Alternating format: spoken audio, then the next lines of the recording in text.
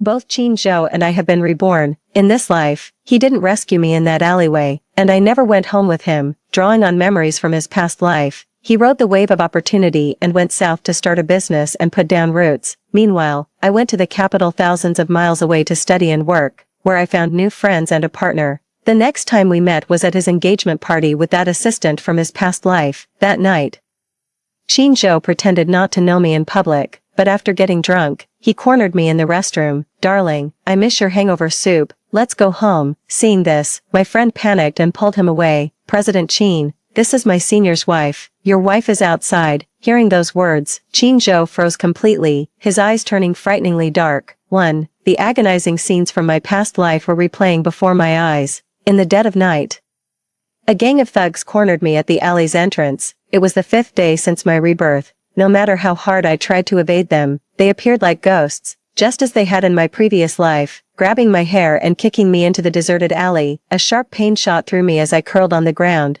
my hands silently closing around the kitchen knife hidden in my backpack. Just then, the pain in my back eased as the thugs suddenly stopped, their eyes collectively turning toward the figure standing under the streetlight. "Shit, it's Qin Zhou. Why's he looking at you? Did you piss him off? You idiot. Don't you dare pin this on me. Who the hell would mess with that lunatic?" In that damp, shadowy alley, a 17-year-old boy descended like a god, saving me from the depths of despair. But that was a lifetime ago. At 33, Qin Zhou feels nothing but endless annoyance toward me, with cold indifference in his eyes. Qin Zhou walked away without a backward glance. "From now on, no one will stand by my side without hesitation. However, in this life, I will save myself." I gripped the hilt tightly, raised the blade, and slashed at the leg that had kicked me the hardest. "Shit." I slashed the thug's ankle, and he snapped back to reality, grabbing my neck with one hand. But when he saw me charging at him wildly with a cleaver, he lost his nerve and shoved me away. "What the hell are you doing?" A blinding flashlight beam cut through the end of the alley as a young policewoman came striding over. The thugs, sensing trouble, fled down another alley. The policewoman shone her flashlight at me, poised defensively. "You, drop the weapon in your hand." Leaning weakly against the wall like a survivor, I brandished the cleaver and boasted, "This thing looks scary, but it couldn't even kill a chicken. No one's dying today. Don't worry." Shocked by my audacious tone, the policewoman commanded me again, "Drop it anyway." I had no choice but to toss the knife aside. 2. At the police station, a female officer was taking my statement. "Why did they attack you?" Leaning back in the chair, I answered truthfully, "Because of Rong Xiangqing. 6 months ago, he accidentally killed someone while being pressured over gambling debts, then went into hiding, so they took their frustration out on me instead." "Are you Rong Xiangqing's daughter? He's an animal," I said coldly. The policewoman stared at me with a furrowed brow, twirling her pen incessantly as if lost in thought. I gave a faint smile, a plan already forming in my mind. "I'll tell you where he is, but you'll have to agree to one condition." The police officer's name was Su Yan. In her previous life, she was the one who cracked Rong Xiangqing's case. I remember her quite well. She was notorious around our neighborhood for being a busybody. Hearing my words, Su Yan set down her pen and looked at me again, no longer treating me like an ordinary child. She raised an eyebrow and told me to continue. "You adopt me, and I'll help you catch my father, boosting your career and salary. Sounds like a pretty good deal, doesn't it?" Su Yan couldn't help but laugh at my audacity. "And what if I say no?" I shrugged. "Doesn't matter to me either way." Su Yan's eyes flashed with anger as she slammed her fist on the table. "Do you even realize you're committing the crime of harboring a criminal?" I just want to survive until I'm capable of protecting myself." As I spoke, my eyes instantly welled up. I lowered my head, and with a blink, tears began to patter down. 3. Su Yan was soft-hearted and easily swayed. With just a few tears from me, she took me home. I knew that as a grown woman who had already lived 30 years in my past life, it was unethical to play the victim card just because I had a pitiful-looking face, but I had no other choice. My home is overrun with debt collectors hounding me day and night, with nowhere to rest. I've been sleeping on a park bench for the past 4 nights. If the patrolling security guard spots me again, I'll be sent to a welfare institution. The place is rife with cliques and severe bullying. Life there would be no better than what I'm going through now. That's why I set my sights on Su Yan, a recent college graduate working at the police station who's still single. But I never expected there was a cousin with mental illness living in her household. Ji Jianchu welcomed my arrival with open arms. At the dinner table, he eagerly served me food and asked with genuine interest which school I attended, addressing me as sister with such warmth that he seemed like nothing more than a lively and considerate younger brother. In reality, that black heart of his had already devised hundreds of schemes to torment me in the coming days. As for why I know him inside out, unfortunately, in my past life, we were roommates at the same mental institution. I was just feigning madness to win Qin back, but he was genuinely disturbed. Take his left leg, for instance, it had long since healed, yet he kept playing the invalid, confined to a wheelchair, amusing himself by toying with Suyan's emotions.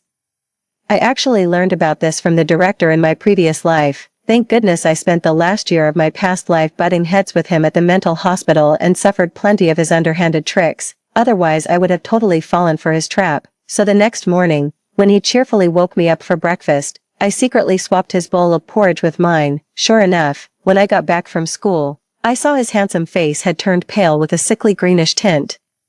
Looking completely drained, looks like this kid took a strong dose and has been dealing with diarrhea all day. I felt a secret delight but kept a straight face as I crouched in front of him, showing sympathy for his discomfort. After all, Ji Jianchu was only 12 at the time and didn't suspect a thing. He just frowned deeply, probably still trying to figure out where he went wrong. After my bath, I was just about to get some rest. Ji Jianchu suddenly cried out in alarm, "Oh no!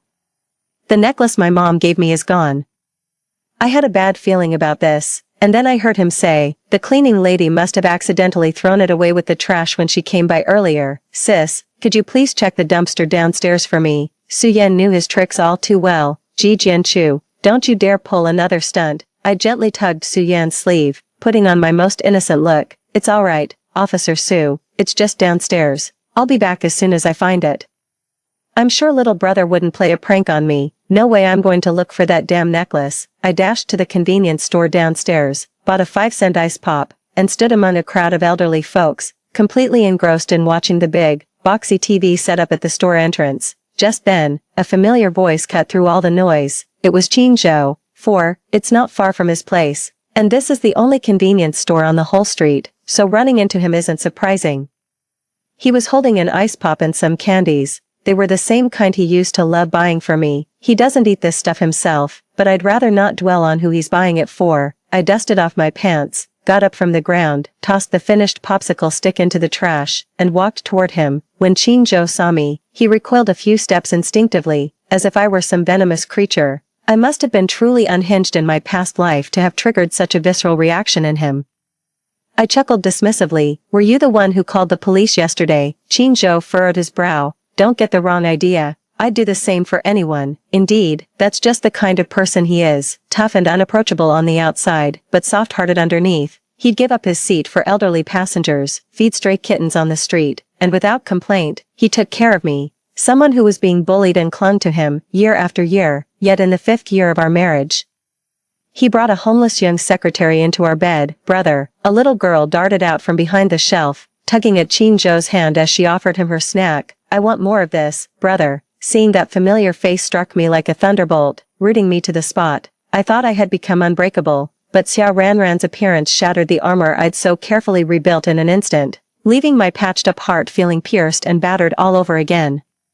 Even though she was just an innocent child who had done nothing wrong, I couldn't suppress the surge of anger rising from deep within me. I despised Xiao Ranran, but I loathed Qin even more. Digging my nails into my palms, I sneered, "Qin, you make me sick." Unfazed, Qin shielded Xiao Ranran behind him. "In our past life, I raised you. I owe you nothing. In this life, I don't want you in it. If we cross paths again, let's pretend we're strangers." Truth is, I'd grown immune to hearing those words long ago in our previous life, but watching him protect Xiao Ranran so carefully reminded me of how he used to shield me when we were young. I used to constantly compare myself to Xiao Ranran. Sure, she's young and beautiful, but she's never seen Qin blush at 17, never ridden on the back of his bicycle, never counted stars with him on a summer night's rooftop. Yet now, even those memories that belonged solely to Qin and me feel tainted. I suddenly felt all the fight drain out of me, as if my resentment towards Xiao Ranran had evaporated along with it. I gave a wry smile. "Alright, 5. When I got home, Ji Jianchu was still awake, propped up in bed with a book, having deliberately left the door open while waiting for me. He pointed at the necklace on the table and said apologetically, "Sorry about that, it was here all along. I made you search for nothing." My emotions were all over the place. And he just happened to step right into the line of fire. Ji Jianchu was still blissfully unaware of what was about to happen, his smile as bright as ever. that is, until I barged into his room, snatched his book, and ruffled his hair with my grimy hands. That was the last straw for Ji Jianchu. He completely dropped the act. The guy is a serious neat freak and can't stand being touched. Especially when I deliberately wiped my runny nose right in front of him, as I closed the door. I ignored his murderous glare and put on my most sincere, innocent expression. Jianchu, it's late, you shouldn't be reading. It's bad for your eyes, get some rest. This was just one of our routine skirmishes from our past life in the mental hospital, but the current Ji Jianchu was still too green. A simple touch was enough to thoroughly disgust him, and he left me alone for days afterward, apart from occasionally startling me by materializing like a ghost behind my back. He didn't have much contact with me, but these past few days, I haven't had time to bother with him either. All I can think about right now is putting Rong Xianqing behind bars. He didn't tell me where Rong Xianqing is hiding, but I have a plan to lure him out. Rong Xianqing has a loyal lackey who does whatever he says. I'll track him down and tell him my family's house is being demolished, with a compensation of over 1,000,000 yuan, and the property owner needs to be present. Upon hearing the news, he didn't hesitate and immediately contacted Rong Xianqing. The house demolition was indeed real, but it wasn't scheduled until a year later. In my previous life, Su Yan had tracked down Rong Xianqing using this very lead, but by then he had already spent all the money, leaving nothing for me. I'm just moving things up a bit earlier this time. Rong Xianqing was apprehended half a month later. On the day of his trial, I made a special trip to see him in court. When Rong Xianqing saw me, he started spewing venom. You little bitch, just like your whore of a mother, biting the hand that feeds you. Just wait until I get out. I'll break your legs. Listening to my own father shower me with every vile insult imaginable, I remained completely expressionless. In my past life, I often blamed myself, wondering if I hadn't been good enough. Was that why mom ran away and never came back to see me? Is it because my grades aren't good enough that dad always hits and scolds me for no reason? It took me a long time to finally realize that my parents never loved me at all. I was just the result of a one-night stand. My birth never had any meaning. 6. After dealing with Rong Xianqing's matter, Su Yan didn't mention adoption to me. I knew she planned to send me to an orphanage. I'd been on my best behavior these past few days, even when Ji Jianchu started pulling his underhanded tricks again. I didn't say a word, but that day still came. On the way home from school, I sat on the back of Su Yan's electric scooter, holding tightly to her waist, my heart filled with unease. I don't eat much, just a small bowl of rice per meal is enough. I'm not picky about clothes either. 2 sets of school uniforms in summer and 1 padded coat in winter. As long as they keep me warm, my grades are pretty good, and I get a 600 yuan scholarship each semester. Officer Su, I'm really easy to take care of. Su Yan ignored me. I couldn't tell if the wind was too loud or if she was pretending not to hear me. At that thought, I burst into tears. Even though I wasn't faking it this time, tears streamed down my face in big drops. To be honest, I actually like Su Yan quite a bit, even though she had a fiery temper and a booming voice. And she'd always embarrass me by shouting my name at the school gate when picking me up. I'd still run to her with my head held high, even though her hands were clumsy and the braids she made for me looked like a bird's nest. I couldn't bear to undo them. I cried and yelled through my tears. Su Yan, you're so damn annoying. If you didn't want to adopt me, why were you so good to me? Just then, the electric scooter came to a halt. Su Yan took off her helmet. Her tone both furious and exasperated. What did you just call me? Rong Xinyue, you're not even on my family register yet and you're already acting like you own the place. You got some nerve. And swearing. Who taught you that? I thought I'd misheard and paused. Aren't you taking me to the orphanage? Su Yan looked puzzled. Didn't I promise to adopt you if you helped me solve the case? I sniffled and buried my face deeper into her back. Oh, never mind then, let's go. She clicked her tongue impatiently. Spit it out. Stop beating around the bush. After a moment's thought, I immediately started complaining to her. I don't even want to talk about your cousin. After venting to Su Yan, I returned home. Ji Jianchu noticed Su Yan's unusual attitude toward him tonight. His gentle, smiling eyes gradually turned unsettling as he looked at me, a mischievous smirk curling at the corner of his lips. Cousin, I've been in Haicheng for quite a while now. It's about time I started school. My heart skipped a beat as Ji Jianchu's slender fingers reached to my lips, feeding me a grape with a voice soft and gentle. How about I attend the same school as you, sis? We could look out for each other. 7. Ji Jianchu was in 7th grade then, while I was in 9th. We had classes in different buildings, with no elevators in the school. Every morning I'd help him up to his 5th floor classroom before climbing another 5 flights to my own junior high class.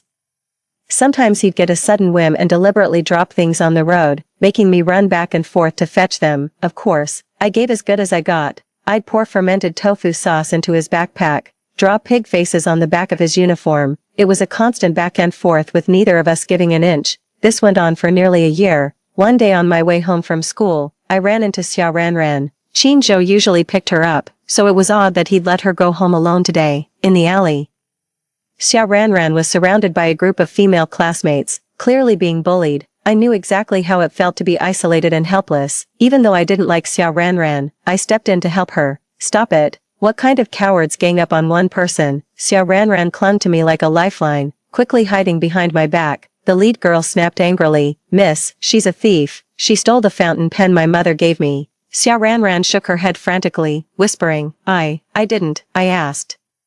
"Did you actually see her steal it?" the girl retorted. "She was the only one in the classroom at that time. Who else could it have been?" I chuckled. "So you're just framing her without any evidence?" The girl fell silent, snorted coldly, and said, "Whatever, let's just go." After they left, I told Xiao Ranran to avoid taking secluded paths from now on. Before I could finish, she shoved me aside and ran off. Qin Zhou must have filled her head with nasty rumors about me. Behind me, Ji Jianchu sat in his wheelchair and let out a light chuckle. "Sticking your nose where it doesn't belong will come back to bite you." I ignored him and strode ahead. "You're on your own for getting that wheelchair back tonight." Seeing that I had no intention of stopping, Ji Jianchu yelled in frustration, "Rong Xingyue, I'm telling my cousin you're abusing me. Just you wait." I broke into a run, shouting back, "You're a grown-up still tattling to your parents. Who do you think would even care? He's perfectly capable of walking but chooses to fake a limp. Let's see how long he can keep up this charade." 8. Ji Jianchu's words came back to haunt me. I really got what was coming to me. Qin Zhou showed up at my door with Xiao Ranran just as Ji Jianchu and I were bickering over whether to watch a romantic drama or a thriller. Before I could even process what was happening, I opened the door to Qin Zhou's furious accusations. "Rong Xingyue, why don't you just drop dead? I never should have saved you back then. I should have let them beat you to death." Qin Zhou was absolutely livid, and every word he spat out felt like a dagger to my heart. I stood there stunned for a long moment before murmuring blankly, "What did you say? Don't play dumb with me. What did you give Xiao Ranran to eat yesterday? She's been vomiting all day. Do you even realize her heart condition could make this fatal?" After a dazed pause, I remembered the expired sandwich that had mysteriously vanished from my backpack yesterday, the one I'd packed for Ji Jianchu. I turned my head slowly and met Ji Jianchu's gaze, a smirk playing on his lips as he watched with amusement. He saw Xiao Ranran steal it yesterday but deliberately kept quiet. Ji Jianchu shrugged silently, mouthing the words to me, "I did warn you. If anyone's to blame, it's your own foolishness." I gritted my teeth, shot him a glare, then turned my gaze to Xiao Ranran with a mocking half-smile. "Why don't you ask her where that sandwich came from before accusing me?" Xiao Ranran hid behind Qin Zhou, looking at me timidly. "Let's go, brother. This lady doesn't seem to like me." Qin Zhou grabbed my throat, his eyes burning crimson. "Rong Xingyue, stop making excuses." I couldn't help but recall the time right after I graduated, when he took me on a trip and we got into a car accident. As the out-of-control truck came barreling toward me, he had already rushed from 100 meters away to shield me. He probably never imagined back then that the person he risked his life to protect would one day grab her by the throat and tell her to die. I blinked, and a tear slid from the corner of my eye. Qin Zhou froze for a moment, his grip loosening slightly. Just then, a fist smashed into Qin Zhou's cheek. "Who gave you permission to touch her?" Ji Jianchu shook out his wrist. I looked at the person standing before me and realized Ji Jianchu was already half a head taller than me, but compared to Qin Zhou, he still acts like an immature child. I thought he'd stand by and do nothing, but it turns out he has a shred of conscience, just not much of one, and he still had to taunt me. "Rong Xingyue, you're always so tough with your own people. Why do you shrink like a quail when facing an outsider?" I ignored him, grabbed his hand to examine it, and asked, "Does it hurt?" "It's a bit red." What a delicate young master with such tender skin. Ji Jianchu seemed not to hear and tried to shake me off. "What are you doing?" I grabbed his arm firmly. "Stay still. If you get hurt because of me, I'm not taking responsibility for you." Ji Jianchu froze for a moment, then stopped resisting and let me examine him quietly. "Who's asking you to take responsibility?" Qin Zhou watched us and sneered. "Found yourself another protector already." I shot him a cold glare. "None of your business." Qin Zhou clenched his fists in frustration, annoyed that he had said something so easily misinterpreted, as if he were jealous. But the thought of Rong Xinyue's intimate gestures with someone else weighed on his chest like a heavy stone, making it hard to breathe. It was only when Xia Ranran tugged at his hand, her face pale, and said, "Brother, I don't feel well," that he snapped out of it, pushed the matter aside, picked up Xia Ranran, and rushed to the hospital. 9. Watching Qin Zhou's hurried retreat, my heart twisted with a dull ache. Ji Jianchu frowned, pulling her hand away. Her docile demeanor vanished in an instant as she fixed me with a malicious glare. "You like him?" I averted my gaze and trudged toward my room without another word. How pathetic. "It seems he can't even bear to look at you." I stopped in my tracks and raised an eyebrow at him. "Still better than you, a mentally twisted psycho since birth, faking a limp just to get attention. Your parents couldn't care less about you anyway, only doting on your sweet, adorable little brother. Someone like you belongs locked up in a mental hospital forever." Ji Jianchu was diagnosed with a mental illness at a very young age. Upon learning this, his parents completely gave up on him and had another son. If it weren't for Su Yan, his own parents would have sent him to a mental institution long ago. Ji Jianchu's eyes were bloodshot. He must have been fuming with rage because of me. I completely ignored him. Serves him right for running his mouth. After that night, Ji Jianchu stopped pretending to be lame. When Su Yan returned from her business trip and discovered Ji Jianchu had been faking a limp to deceive her, she gave him a furious tongue lashing. That entire summer, Ji Jianchu and I gave each other the silent treatment. I was preoccupied with the demolition of our family home. The house originally belonged to my mother. To secure her divorce from Rong Xianqing, she transferred the property to him on the condition that my name be added to the deed. I only learned about this after Qin Zhou and I got married in my previous life. By then, my mother had already started a new family with a caring husband and an adorable daughter. Running into her again was purely by chance. When she saw that I was happily married just like her, she held my hand and wept for a long time. I later realized she did love me, but that love paled in comparison to the life she had chosen for herself. I don't hold it against her anymore. After finally paying off Rong Xianqing's gambling debts, I ended up with 520,000 yuan from the demolition compensation.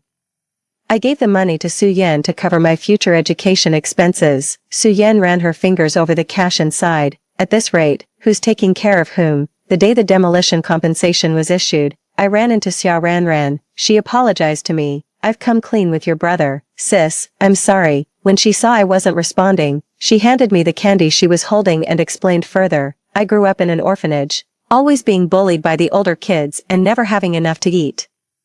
That's why I started stealing. It became a habit, but I promise I'll change. Can you forgive me, sis?" I couldn't quite put my finger on what I was feeling, but something about it felt off. Xia Ranran's eyes lit up when I accepted her candy, and she immediately launched into a stream of cheerful chatter, telling me all sorts of things. I think I understand now why Qin Zhou fell for Xia Ranran back then. One was an emotionally unstable pregnant woman, while the other was a vibrant young girl full of life. Anyone in that situation would have been tempted to stray. Xia Ranran told me they're moving down south. Qin Zhou bought a house near my place at a low price a year ago and made a hefty profit. With that money, he wouldn't have to drop out of school like in his previous life, juggling work and sending me to school. With his sharp mind, he's destined to achieve even greater success in this lifetime than the last. But what does any of that have to do with me? From now on, our paths shall never cross again, and we shall meet no more. 10. It wasn't until after the holiday break that I realized I hadn't seen Ji Jianchu in a long time. I heard from Su Yan that he had gone to the capital to participate in some competition. It was only a week into the high school semester that I saw that top-performing physics prodigy in my class, the one who had skipped 2 grades.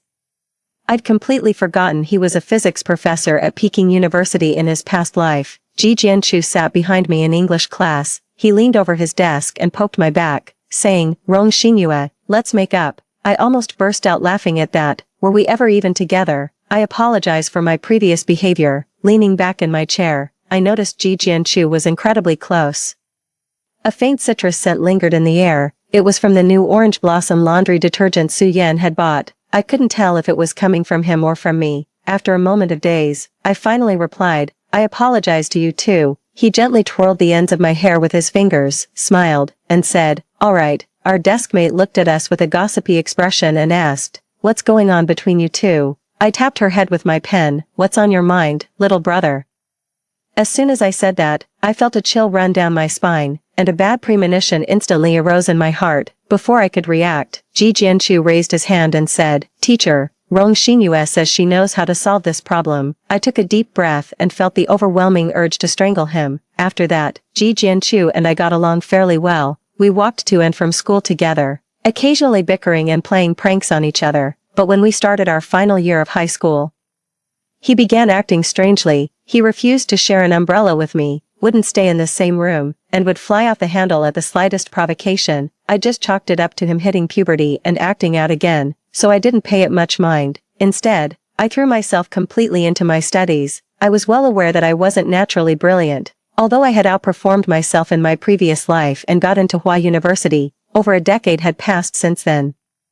I couldn't count on that same stroke of luck again, so I had to put in twice the effort as others, relentlessly poring over textbooks and grinding through practice problems. Ji Jianchu had already received offers from top universities thanks to his performance in physics competitions. In January, Haicheng was blanketed in heavy snow, while the indoors were warmed by toasty heating. I was grinding through practice problems until midnight, parched from the heat.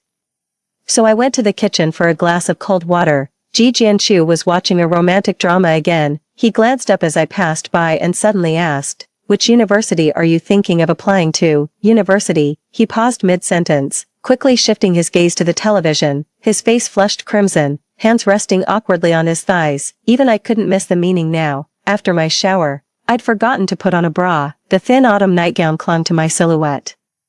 I pretended not to see him, and before entering the bedroom, I replied, "Jingdai University." After my college entrance exam scores came out, I applied to Huada University. My score was 16 points higher than in my previous life, but I still applied for computer science. Just like before, Ji Jianchu is still completely in the dark about this matter. On the first day of college, Su Yan only saw us off at the airport, repeatedly reminding us not to argue along the way. In the end, Ji Jianchu and I ended up in a fight, one that lasted 5 years. As Ji Jianchu pulled my luggage and prepared to get off the subway, he saw me still sitting there, clutching the luggage tightly. His lips, which had been curved upward just moments before, instantly straightened, and his gaze shifted from confusion to bewilderment. The realization hit him, and he spat out the words with a trembling voice, "Rong Xingyue, if I ever come looking for you again, I'm a dog." 11.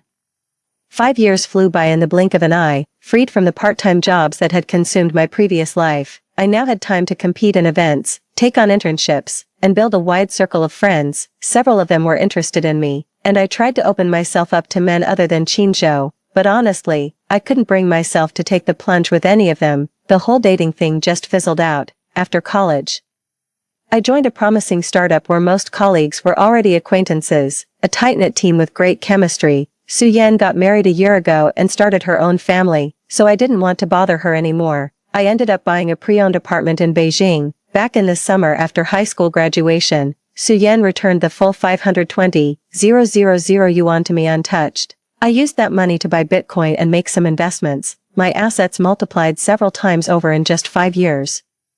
With money in my pocket, I'm living each day in pure bliss, that is, until Ji Jianchu showed up at my door. It happened at the company dinner that night. I'd had a few drinks. Ji Jianchu pinned me against the door. In the moonlit darkness of the unlit room, I saw his glistening eyes, brimming with such hurt he seemed on the verge of tears. Over the past few years, I'd deliberately scheduled my returns to Haicheng to avoid him.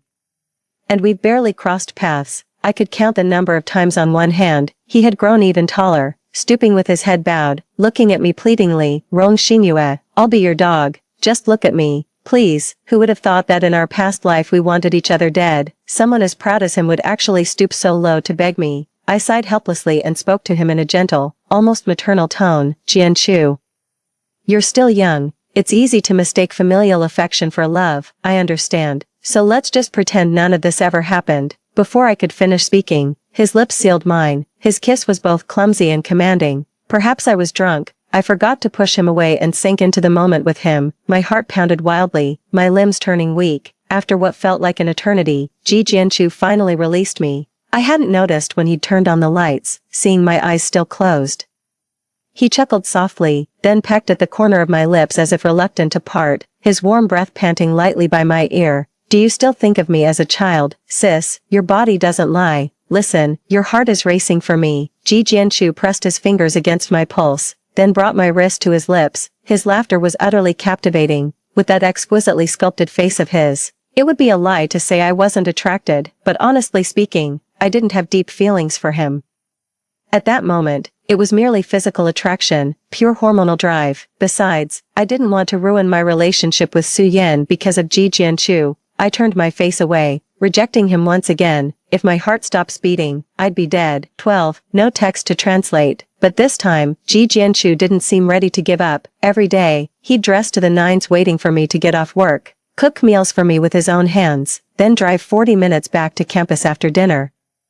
This went on for 6 months straight. That night, it was pouring rain, and in a moment of weakness, I let him stay over in the guest room. After that night, he just wouldn't leave and started treating my place like his own home. I didn't have time to deal with him, so I gave him a key and left for a business trip to South City. During the 2 weeks I was away, Ji Jianchu called me every single night. All that random chit-chat, to be honest, it actually made me quite happy.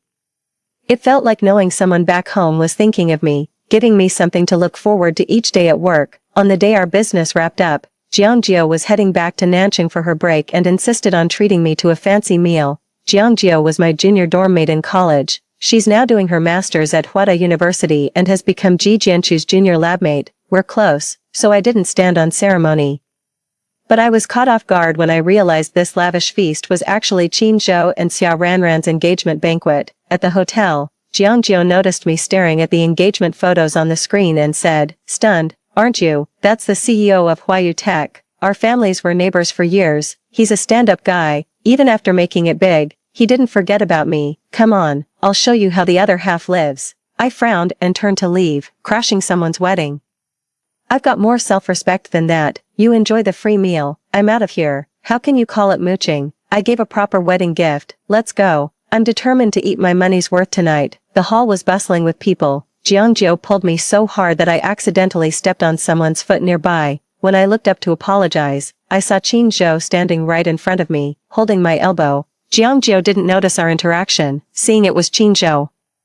He greeted him warmly. "Mr. Qin, long time no see. Congratulations." Qin Zhou had already let go of my hand, his expression unreadable, as if what he had just done was nothing out of the ordinary. "You must be Miss Zhang's friend. Since you're here, do me the honor and enjoy the hospitality." After he said that, if I kept refusing, it would seem like I still cared about him. In the end, Jiangjio and I found a seat and sat down. Jiangjio was still marveling. "You know, President Qin's wife just turned legal age, and he rushed to get engaged as if he was afraid someone would snatch her away. No wonder all the good ones are already taken. They put more thought into this engagement party than most people do for their actual weddings." I kept eating with my head down, but the food might as well have been cardboard. It suddenly hit me that Qin Zhou and I never had a wedding ceremony. We were both broke back then.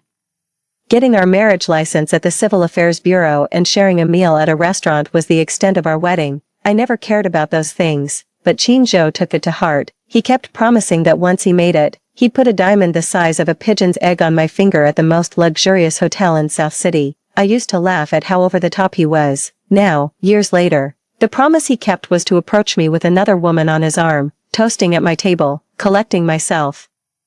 I raised my glass in return. "Then I wish you and your wife, President Qin, a lifetime of shared meals and seasons together. Just the two of you." Qin Zhou seemed intoxicated, his voice slightly hoarse as he replied, "I appreciate your kind words, Miss Rong." Xia Ranran didn't recognize me. Her eyes curved into smiles, gazing at Qin Zhou with unmistakable adoration. After they left, Jiangjio turned to me and asked, "Hey, you know President Qin, why do I feel like he's been staring at you? And how did he know your surname is Rong?" I deflected the conversation and excused myself to go to the restroom. 13. Ji Jianchu video called me, and I answered it. A hand suddenly grabbed me from the shadows, and my phone fell to the ground. Qin Zhou, reeking of alcohol, buried his head in my shoulder with an intimate familiarity, just like countless nights in our past life when he'd come home drunk from social engagements and nestle against me. "Honey, I'm craving your homemade hangover soup. Let's go home." Instead of pushing him away immediately, I instinctively reached out and stroked his hair. In that moment, a flood of memories rushed through my mind, memories of our shared past intertwined with thoughts of Xia Ranran. The first person I thought of was Ji Jianchu. I worried whether he'd be hurt if he found out I was getting involved with another man. It dawned on me that Ji Jianchu had quietly taken Qin Zhou's place in my heart. My mind cleared instantly, and I pushed Qin Zhou away. Outside the door, Jiangjio witnessed the scene and panicked, yanking Qinzhou away from me. President Qin, this is my senior's wife. Your own wife is right outside. Jiangjio had taken Ji Jianchu's bribe and had been trying to set the two of us up. On top of that, Ji Jianchu stuck to me like glue every day, so all our friends thought we were already a couple. I never bothered to correct them, but when Qinzhou heard that, he seemed to sober up instantly.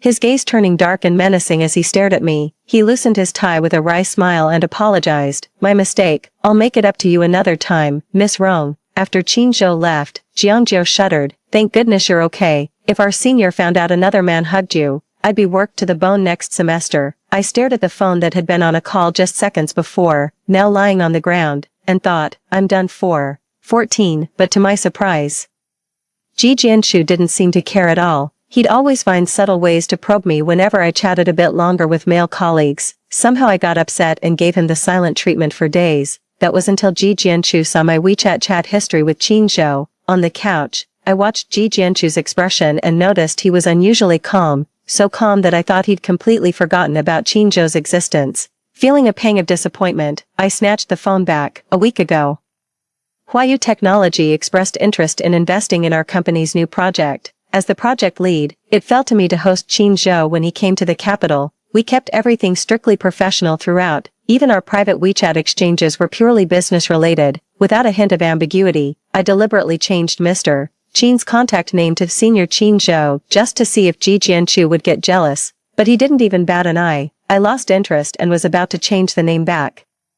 That move ended up provoking him, shattering the flawless facade he'd been maintaining. Pinned down on the sofa, Ji Jianchu gripped my wrist, his gaze turning wild. What are you trying to hide? Don't tell me you still have feelings for him. I lost my temper and spoke without thinking. Who do you think you are? What gives you the right to question me? The anger on his face instantly faded as he let out a soft chuckle, almost self-mocking. Right. In your eyes, I'm just a pathetic simp.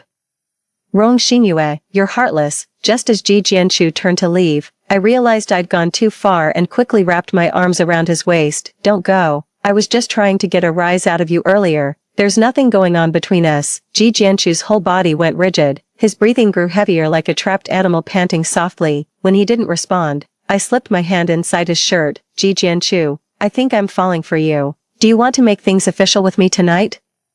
The moment I finished speaking, his kiss descended with desperate urgency, carrying an intensity that brooked no refusal. The next morning, I couldn't help but marvel at the sheer vitality of a young body. 15. After confessing my feelings to Ji Jianchu, he no longer dwelled on matters concerning Qinzhou. Even when running into Qinzhou face to face, he would greet him with genuine warmth. I thought the matter was over. But then something unexpected happened with Qinzhou.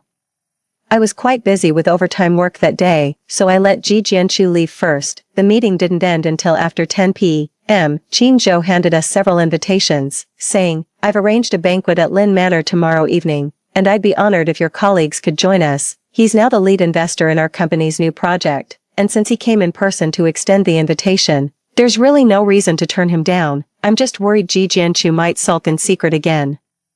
I slipped the invitation into my bag and took the elevator downstairs. Qinzhou stood right beside me, his gaze drifting to the nape of my neck in a way that made my skin crawl. The intern Xiaomei standing behind me pulled out an ointment from her bag.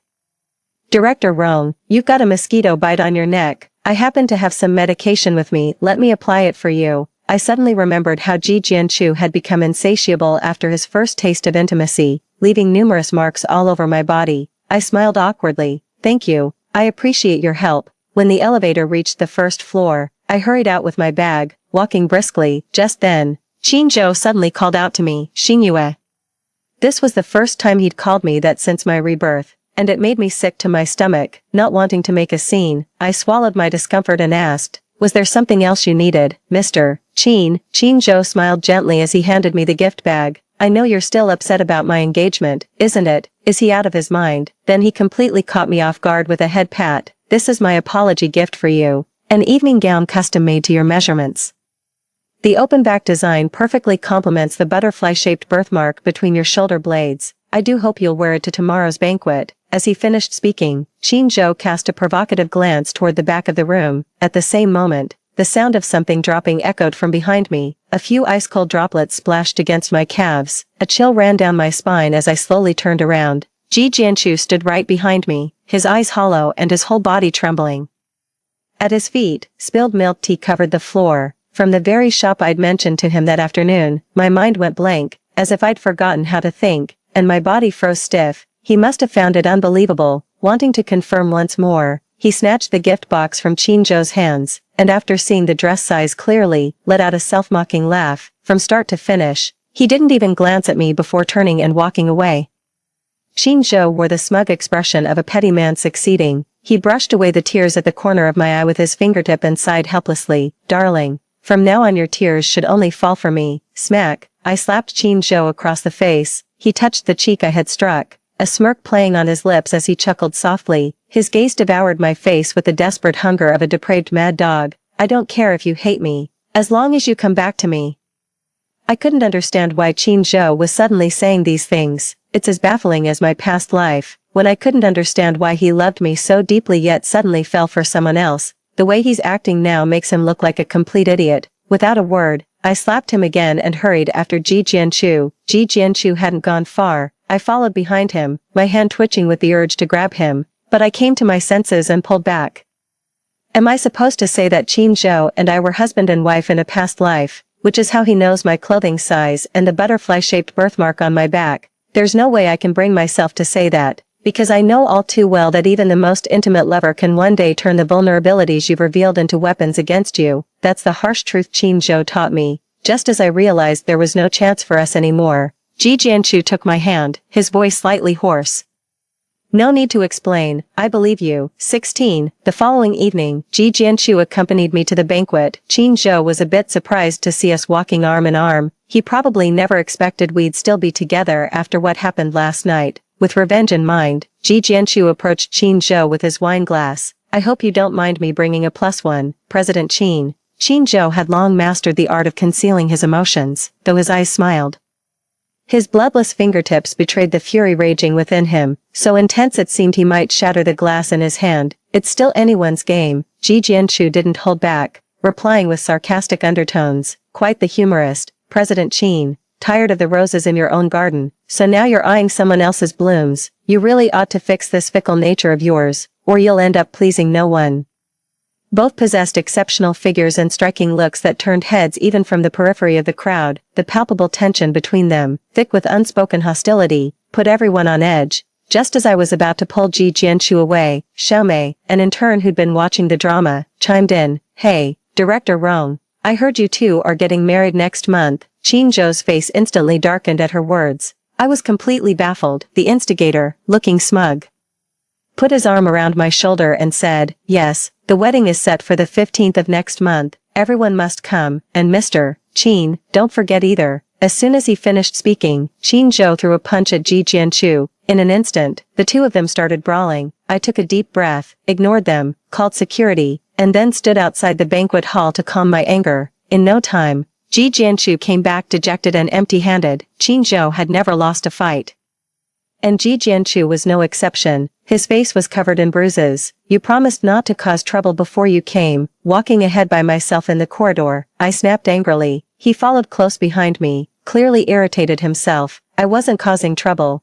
We'll go back to Haicheng in a couple of days to get our marriage license, and we'll have the wedding in a month." I stared at him in disbelief. "Ji Jianchu, if you ever make decisions without consulting me again, don't you dare. Even if it kills us, I'm dying with you." He clamped his hand over my mouth, slamming his fist against the wall. His low, husky voice carried a disturbing mix of obsession and madness. A chill ran down my spine as I realized Ji Jianchu's obedience was all an act. He was, at his core, an absolute psychopath. Sensing how startled I was, Ji Jianchu immediately reverted to his well-behaved facade. "Am I not allowed to be jealous when other men have their eyes on my girlfriend, Rong Xingyue? You're being downright unfair." The person before me hung his head, his bangs covering his eyes, with only a single clear tear tracing its way down his cheek. His rosy lips were slightly parted and trembling, with traces of fresh blood still glistening at the corners. That pitiful sight melted my heart, making me forget all our previous conflicts. I gathered him into my arms, gently stroking his cheek as I whispered tenderly, "Does it hurt? If you kiss him, the pain will go away." 17. Hidden in the shadows of the corridor, Qin Zhou watched the scene unfold, consumed by raging jealousy. He believed having lived 2 lifetimes had made him impervious to anger, yet upon hearing Rong Xinyue was marrying someone else, he resorted to childish fisticuffs. He was truly losing his mind, or perhaps he'd already lost it that night at his engagement party, the moment he saw Rong Xinyue. He had initially thought it was just the alcohol that made him act so recklessly that night, but afterward, Rong Xinyue's image haunted his every waking moment, tormenting him with longing each night. Only then did he realize, even after 2 lifetimes, he had never truly erased Rong Xinyue from his heart. Once he understood his own feelings, he abandoned Xiao Ranran without a second thought and flew to the capital. He knew he had let Rong Xinyue down. So he planned to take it slow and win her over gradually, afraid that she might get scared off if he moved too fast. He didn't give a damn about that boyfriend of hers, having spent over a decade by Rong Xinyue's side day and night. He was the unattainable crush in her heart. How could some young upstart ever compare to him? Little did he know that guy was no pushover. He clung to his wife like a stubborn pest, impossible to shake off. He deliberately provoked him into a physical fight. Even though he was also in pain, that shameless guy grabbed his fist and smashed it against his own face to make himself look bruised and battered, just to win his wife's sympathy. But it didn't matter. He always had a way to win his wife back. 18. Over the next month, Qin Zhou pursued me passionately. He kept sending me flowers and afternoon tea every single day without fail, even though I made it clear I wasn't interested. Qin Zhou even showed up at my doorstep. He'd camp out from evening until morning, looking completely disheveled as he loitered downstairs in my apartment complex. The security guards mistook him for a beggar and chased him away several times. Ji Jianchu never missed a chance to mock him whenever she walked by. "You scared me to death. I thought someone had died here. You're not getting any younger, Mr. Qin. Better take care of your health. What good is money if you're not around to spend it?" Qin Zhou shot back without backing down, his tone dripping with sarcasm. "What's this, G? Off to school with your backpack again? Can't afford the dorm fees. Need me to spot you some cash? You're a graduate of a prestigious university, yet you lounge around living off a woman. How shameful if our professors found out." They went back and forth relentlessly, their arguments always lasting half an hour. Overwhelmed by the annoyance, I stayed at a colleague's place for a few days. Coinciding with Ji Jianchu's business trip abroad and Qin Zhou not showing up, I finally had some peace. On the night Ji Jianchu returned to the country, I was getting ready to pick him up after work. In the underground parking lot, I kept glancing over my shoulder. For the past couple of days, I'd had this nagging feeling someone was watching me from behind. I hid behind a car and finally got a clear look at the face. It was Rong Xiangqing. He's out of prison. My mind went blank. My heart leaped into my throat, and I stumbled backward. "You little bitch, you sent your own father to prison, and now you dare run." Rong Xiangqing spotted me, sprinted over, grabbed me by the collar, and immediately tried to slap me. Qin Zhou suddenly appeared out of nowhere, shouting, "Let her go." At that moment, I had already kicked Rong Xiangqing right in the crotch, making him howl in pain. Thankfully, I've been consistently attending martial arts classes every month all these years.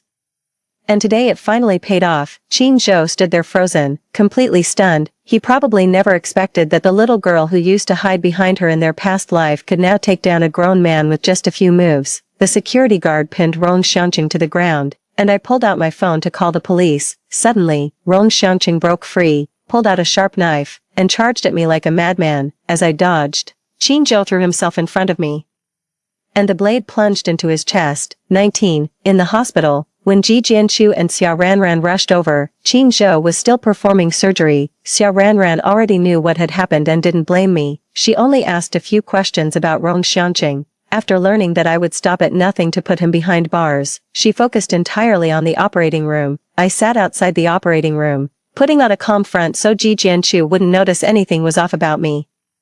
But when the doctor asked who the patient's family was, I'd given myself away. The words "I'm his wife" nearly escaped my lips. People hurried past the operating room, but only Ji Jianchu caught my murmured words. His expression remained unreadable as he stared intently at me, showing no trace of anger. It felt like the calm before the storm. I didn't dare look at him, nor did I know how to explain. In the early morning hours, Qin Zhou was out of life-threatening danger. We went home in complete silence. The moment I stepped through the door, Ji Jianchu pulled me into his embrace. His hands gripped my shoulders, his emotions teetering on the brink of collapse. "Rong Xinyue, you're driving me insane. How far did you go with him? Was it here, or here?" He kept double-checking, completely unaware of his own strength. I furrowed my brows and grabbed his hand. "Stop being ridiculous," as if possessed. He swept me into his arms and carried me straight to the bathroom. When I woke the next morning, Ji Jianshu was gone. He'd taken everything with him, leaving only a single key behind. I didn't send any messages to beg him to stay. After handling the Rong Xiangqing matter, I went to work as usual. Qin Zhou taught me that men are just a spice for life outside of work. If they ever make me feel emotionally unsettled, I should just cut them loose. I've held on to this philosophy throughout this lifetime, but when it came to actually applying it to my own situation, I still found it hard to let go. Qin Zhou has woken up. I went to see him after work. Xiao Ranran was there too. She pulled me aside and said, "Actually, I recognized you that night at the engagement party. I didn't call out to you then because I was holding a bit of a grudge against you, but later I realized it wasn't your fault. The blame lies with Qin Zhou. He kept thinking about you while also leading me on.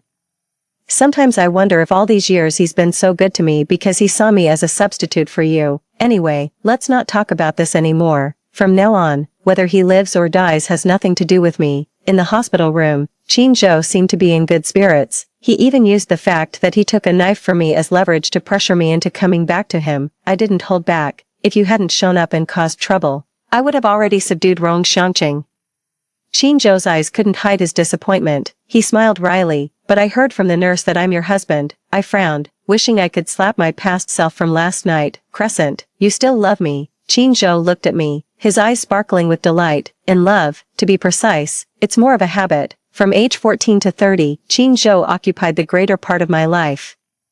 So long that it will take me 10 years, 20 years, perhaps even longer to forget. Forget how he worked day and night in a sweltering factory in Nanjing, tightening screws, just so I could have my own computer at school like everyone else. Forget how he bought me expensive professional attire and handbags so my colleagues wouldn't look down on me, while he himself wore faded short-sleeved shirts. Forget how we used to squeeze into that damp, dim rental in the urban village, him calling me wifey over and over, me never tiring of answering hubby back. Forget how our greatest joy back then was riding our electric scooter to the riverbank on summer nights, just to feel the breeze. We had nothing to our names back then, but we were lovers, and each other's only family in this world. It never crossed my mind that he'd ever fall for someone else. I never imagined I'd fall for another man one day, seeing my red-rimmed eyes. Qin Zhou thought he'd gotten through to me. He took my hand and said, "Darling, I didn't know how to cherish what I had until I lost it. Give me another chance. Let's start over. Only regret after losing something." I thought of Ji Jianshu. If we ever broke up, I'd probably regret it for the rest of my life. The answer suddenly became clear to me. I pushed Qin Zhou aside and drove straight to Capital University. In the lab, Jiang Zhou looked at me with confusion. "Our senior didn't come to campus today. I thought you two had gone out together." I immediately rushed back home in a frantic hurry. At the doorstep, Ji Jianshu's luggage was piled up in bundles beside him. He sat on the steps, glaring at me with a pout. "Rong Xinyue, I don't care what happened between you two. As long as there's even a tiny place for me in your heart, I won't let go. Not even if I die. If there's no place at all. Even if you treat me as a casual fling or a backup, I'm still not leaving." I couldn't help but chuckle. Who runs away from home and comes back the very same day? Ji Jianshu flushed bright red. "Yeah, this is all I amount to. Go ahead and laugh if you want." I let out a chuckle, crouched down, and wrapped my arms around him. "Ji Jianshu, I just realized, I really, really like you." His eyes widened in excitement. "What did you say?" I didn't catch that. I leaned in closer and said it again. He was pushing his luck. "What? That's enough." I gave Su Yan a call that evening. "Officer Su, if Ji Jianshu and I ever have a falling out someday, would you?" Su Yan found out about me and Ji Jianshu before I could even finish my sentence. She cut me right off. "Xinyue, you're like a sister to me too. No matter what happens between you two, I'll always be family. Don't be scared, your big sister's got your back." Those words made me burst into tears instantly. It felt like after all these years, my heart had finally found its home. But before the warmth could even settle in, an angry voice came through the phone. "And another thing, I got married, I didn't die. What's this about you not coming home for a year and a half? Don't think you can just send money to my account every month and call it even. Perfect timing, you'll both be on break soon. Come back together, and I'll have your brother-in-law cook you something delicious." 20. After Qin Zhou was discharged from the hospital, he came to my neighborhood looking for me several times. I didn't want Ji Jianshu to get the wrong idea, so I invited him inside to clear the air. On the balcony, Qin Zhou kept rambling on about our relationship, trying to get me to stay. I asked impatiently, "Qin Zhou, do you know how I died in my past life?" He stared at me blankly, as if he had forgotten all about it. His mouth hung open for a long moment before he managed 2 words. What? Suicide, depression. I lifted my wrist and said it casually, right here. I remember that rusty piece of metal wasn't even sharp. I hid under the covers from dusk till dawn, cutting for so long until I finally ran out of strength. But you, at my most desperate moment, you were honeymooning in Hawaii with Xiao Ranran, so what makes you think I'd ever forgive you? The moment I finished speaking, Qin Zhou fled in a panic, and never came back. See, even he couldn't handle it, that night. Ji Jianchu kept kissing my wrist over and over, tirelessly. I knew he heard it. I didn't call him out on it, just covered his eyes and said, all right, we have to go back to Haicheng tomorrow morning. If we're late, Su Yan will give us an earful again. Ji Jianchu held me tight, his voice trembling as if on the verge of tears. Rong Xinyue, I'll treat you right. I chuckled. Deal. Past life side story. Qin Zhou. Rong Xinyue was dead. His assistant called him late at night. His first thought was that with her gone, he could finally marry Xiao Ranran. Xiao Ranran had just fallen asleep, so he took the phone to the balcony to avoid disturbing her. He immediately confronted his assistant. Don't you know it's the middle of the night in Hawaii? The assistant was clearly taken aback and repeated, it's President Rong. He's dead. He replied impatiently, I heard you the first time. It suddenly occurred to him that there were many of Rong Xinyue's people in the company.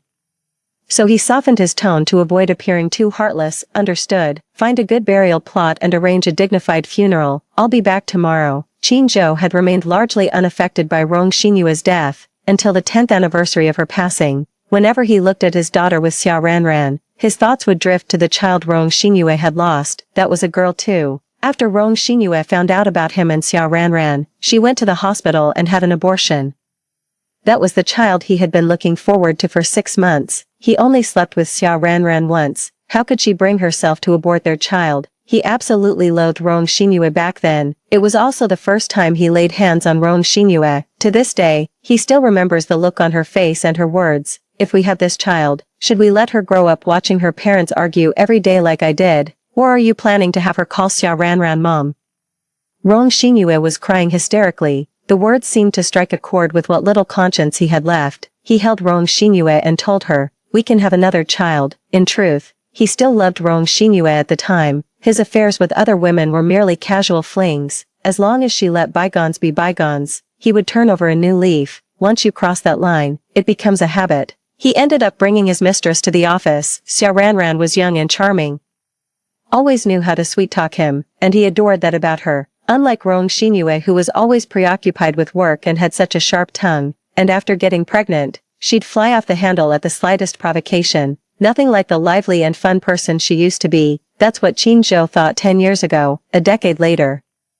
When Qin Zhou's company ran into operational issues, he kept thinking how great it would be if Rong Xinyue were here. She could solve any problem with ease. He started looking down on Xiao Ranran for her lack of education, seeing her as someone who idled around all day and only knew how to act cute. That day, he had another argument with Xiao Ranran. He went to visit Rong Xinyue, though he had sent people to tend to her grave every year. This was the first time he had come in person.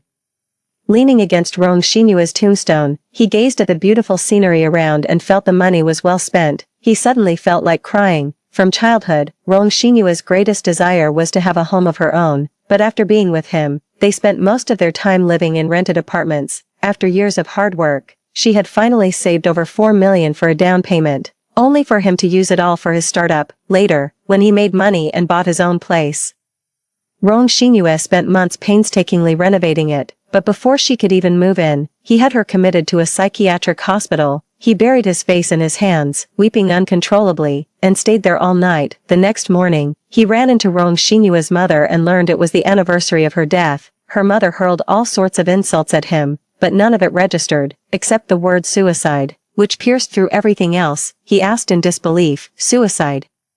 I thought she died of an illness. At this, Rong Xinyue's mother knelt before the grave, wiping away tears. If only I had known you'd meet such a scoundrel, I would have taken you with me even if it cost me my life. I was too selfish. In the next life, our Xinyue must find a good mother. Qin Zhou fled in panic after hearing that. He had always known Rong Xinyue was feigning madness to keep him, which was why he sent her straight to the psychiatric hospital.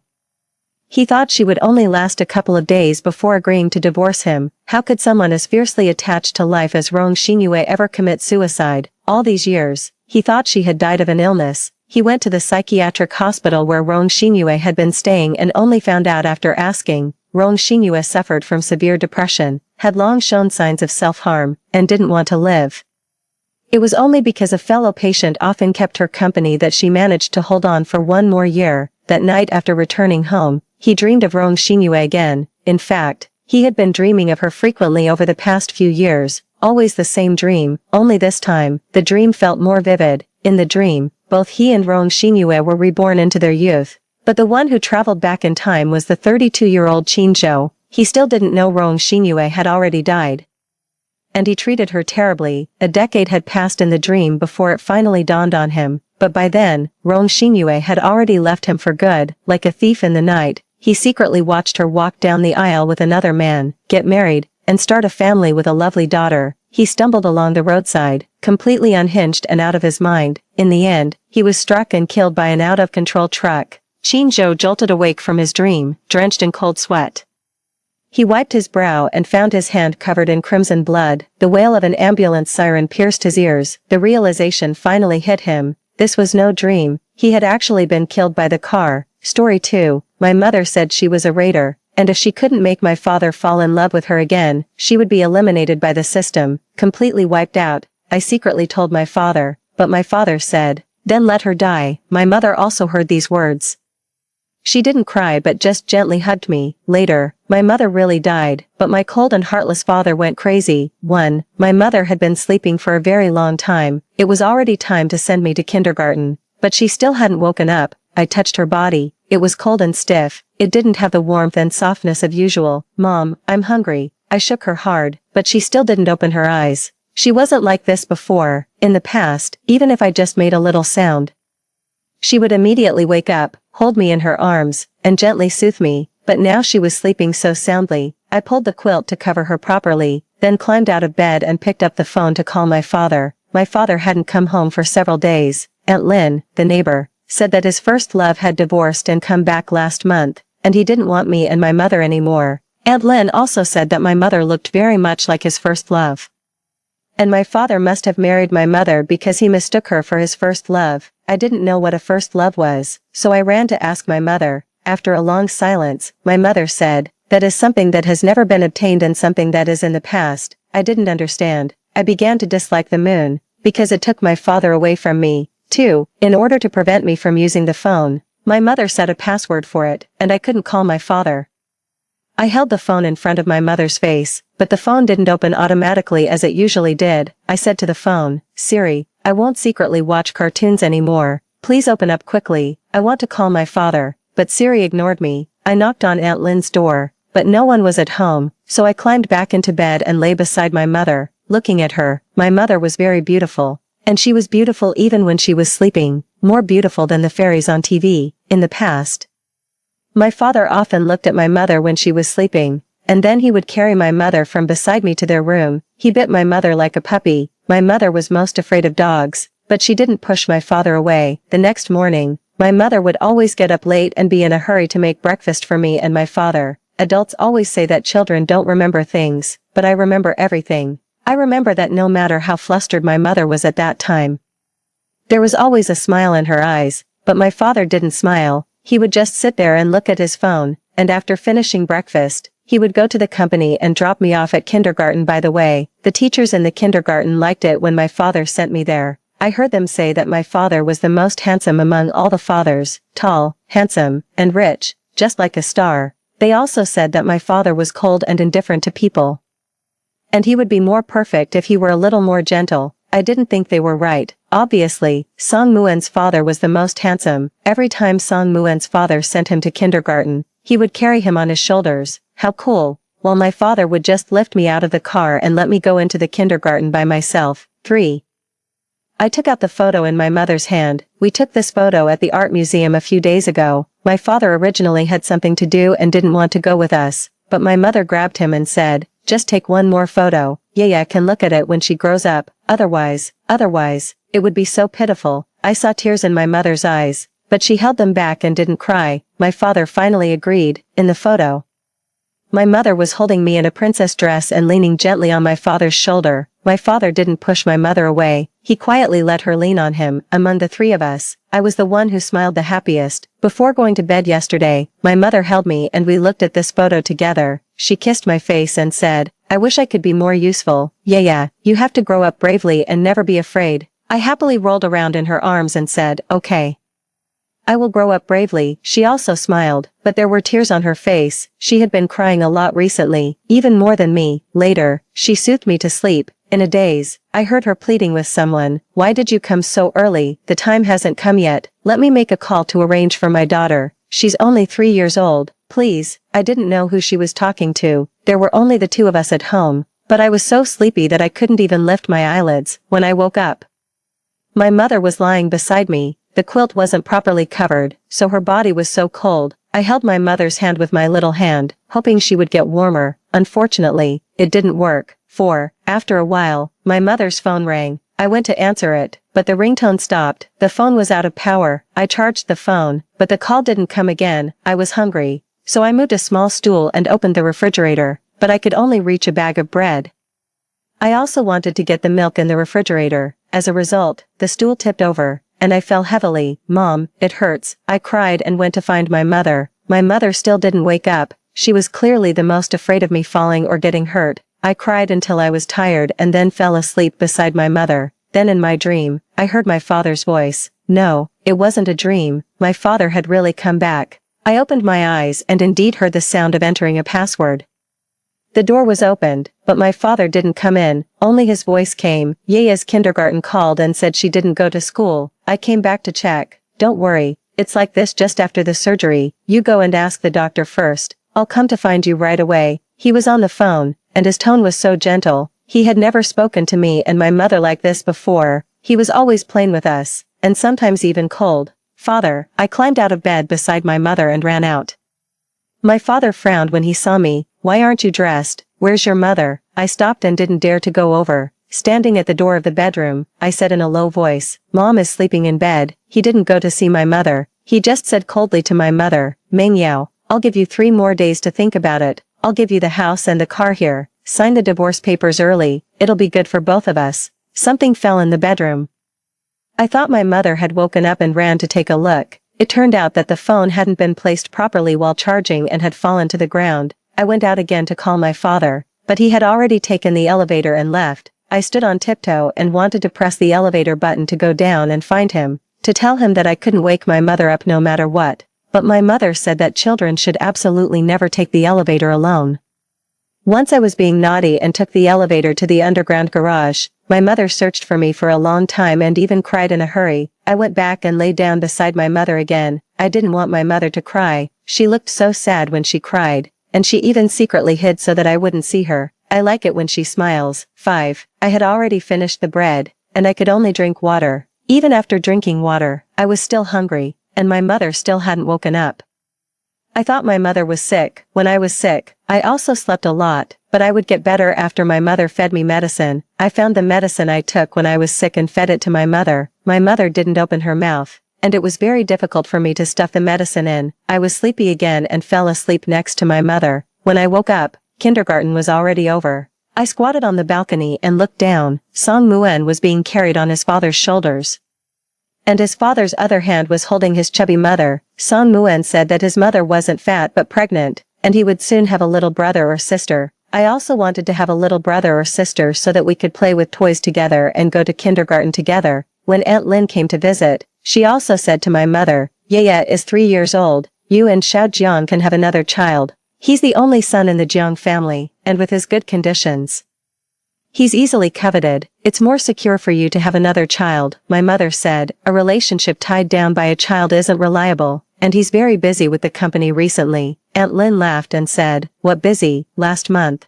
I even saw the two of you in the car in the underground garage." "Sister." My mother blushed at once and covered my ears. "Yaya is here." Aunt Lin said, "It's okay, children don't understand." I really didn't understand. After Aunt Lin left, I kept asking my mother what she and my father were doing in the car and if they were secretly eating something delicious without me. But my mother asked me, "Yaya, do you want a little brother or sister?" I nodded vigorously. "Yes, Mom, have one quickly. I want it tomorrow." My mother touched my face. "Well, it's good. With a little brother or sister, Yaya won't be alone." My mother told me that she was an orphan since she was a child and was very afraid of being alone. She also told me that she had a serious illness in her own world and didn't have much time left. A fairy called the system sent her here. As long as she could make my father fall in love with her, she could stay here healthily and accompany me and my father forever. Then does Dad like you? I asked her. My mother didn't answer me. It seemed that she didn't know either. 6. That night, my mother cooked delicious food and then soothed me to sleep before my father came back. But as soon as my father came back, I woke up immediately. I wanted to tell my father that he must like my mother, and then we could be together forever. I opened the door and saw my mother in a red dress pouring wine for my father. My mother is so beautiful. But my father pushed my mother away. What? Are you going to use the same old trick again?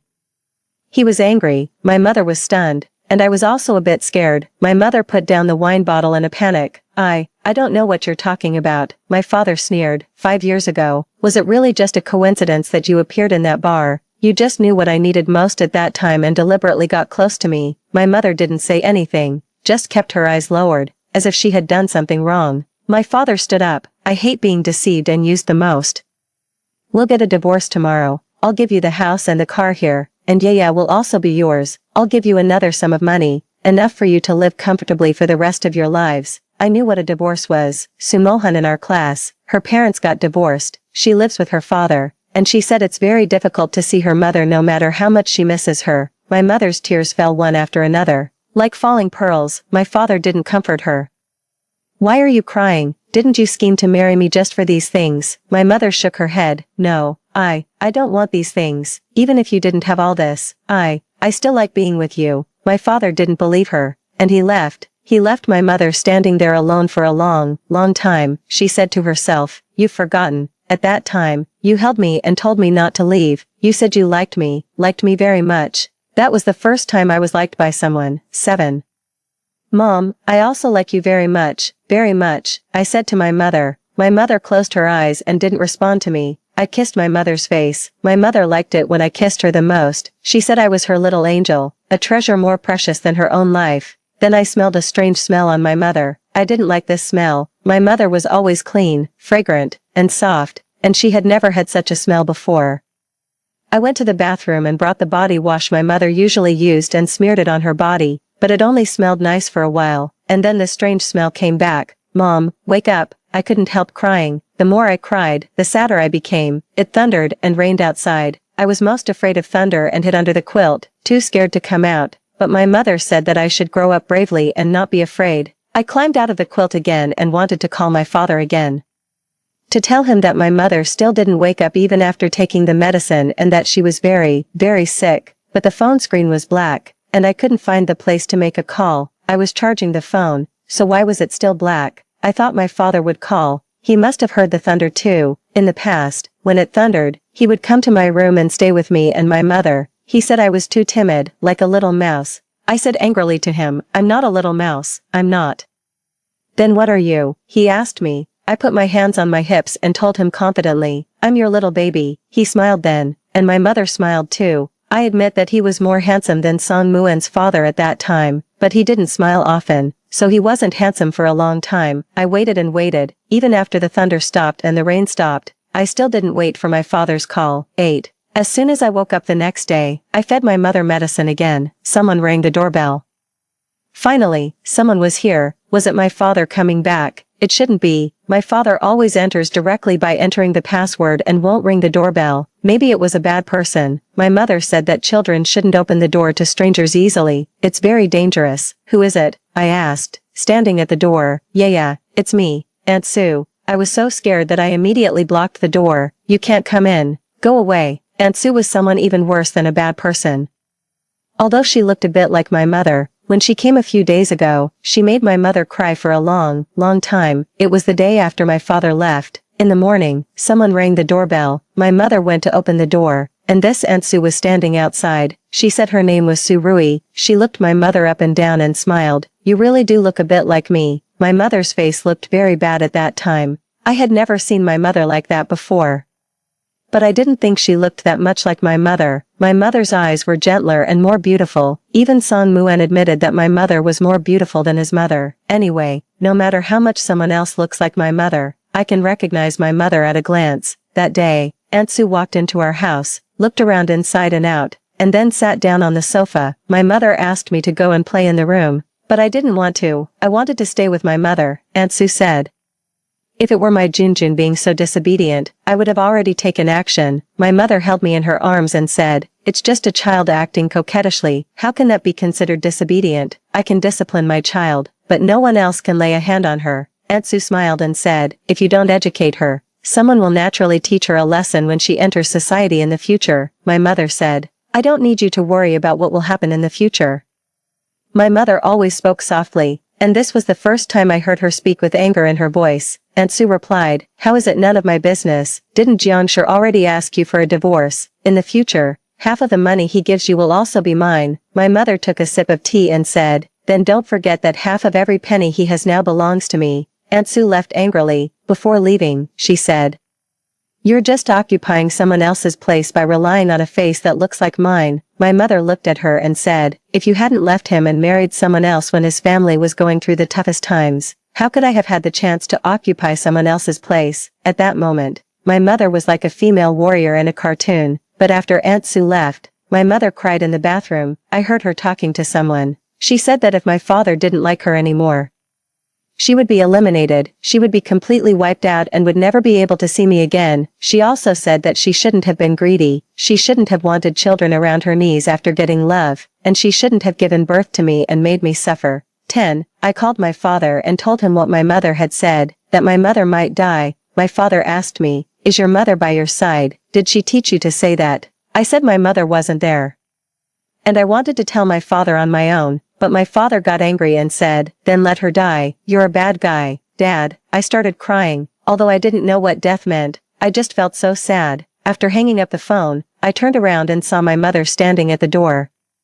She came over and gently hugged me, patting my back to soothe me, saying that she would always be by my side, even if she turned into a wisp of wind or a drop of rain, she would always be with me. 11. In the evening, my father came back. He rebuked my mother for teaching a child like me to talk nonsense. My mother listened quietly and didn't explain. After my father stopped speaking, she smiled and asked him, "You must like me a bit, right? If you didn't, how could you have shared the same bed with me for so long, even if I look like her? After all this time, you should be able to tell the difference. Jiangshi, can't you just like me a little bit, just a little bit?" Although she was smiling as she spoke, tears were constantly streaming down her eyes. My father said, "Don't think I don't know that you put medicine in my wine to get pregnant with Yaya. You thought you could control me with a child. But you were wrong, to me.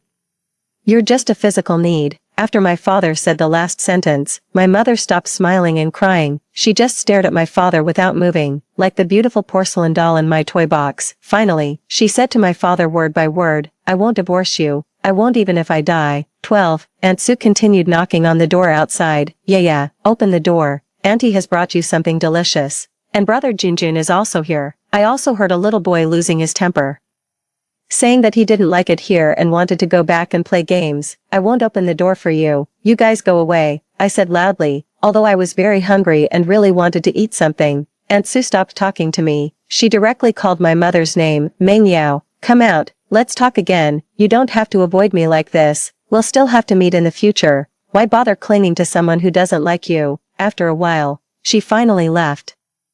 I quietly opened the door, and there was no one outside. Alas, it would have been great if she had left the food behind. My stomach hurt from hunger, and I found an egg in the trash that I had dropped on the ground before. Although my mother said not to eat things that had fallen on the ground because I would get sick, but I was so hungry that I couldn't resist. I carefully peeled off the dirt on it. After taking a bite, I remembered that my mother hadn't eaten either.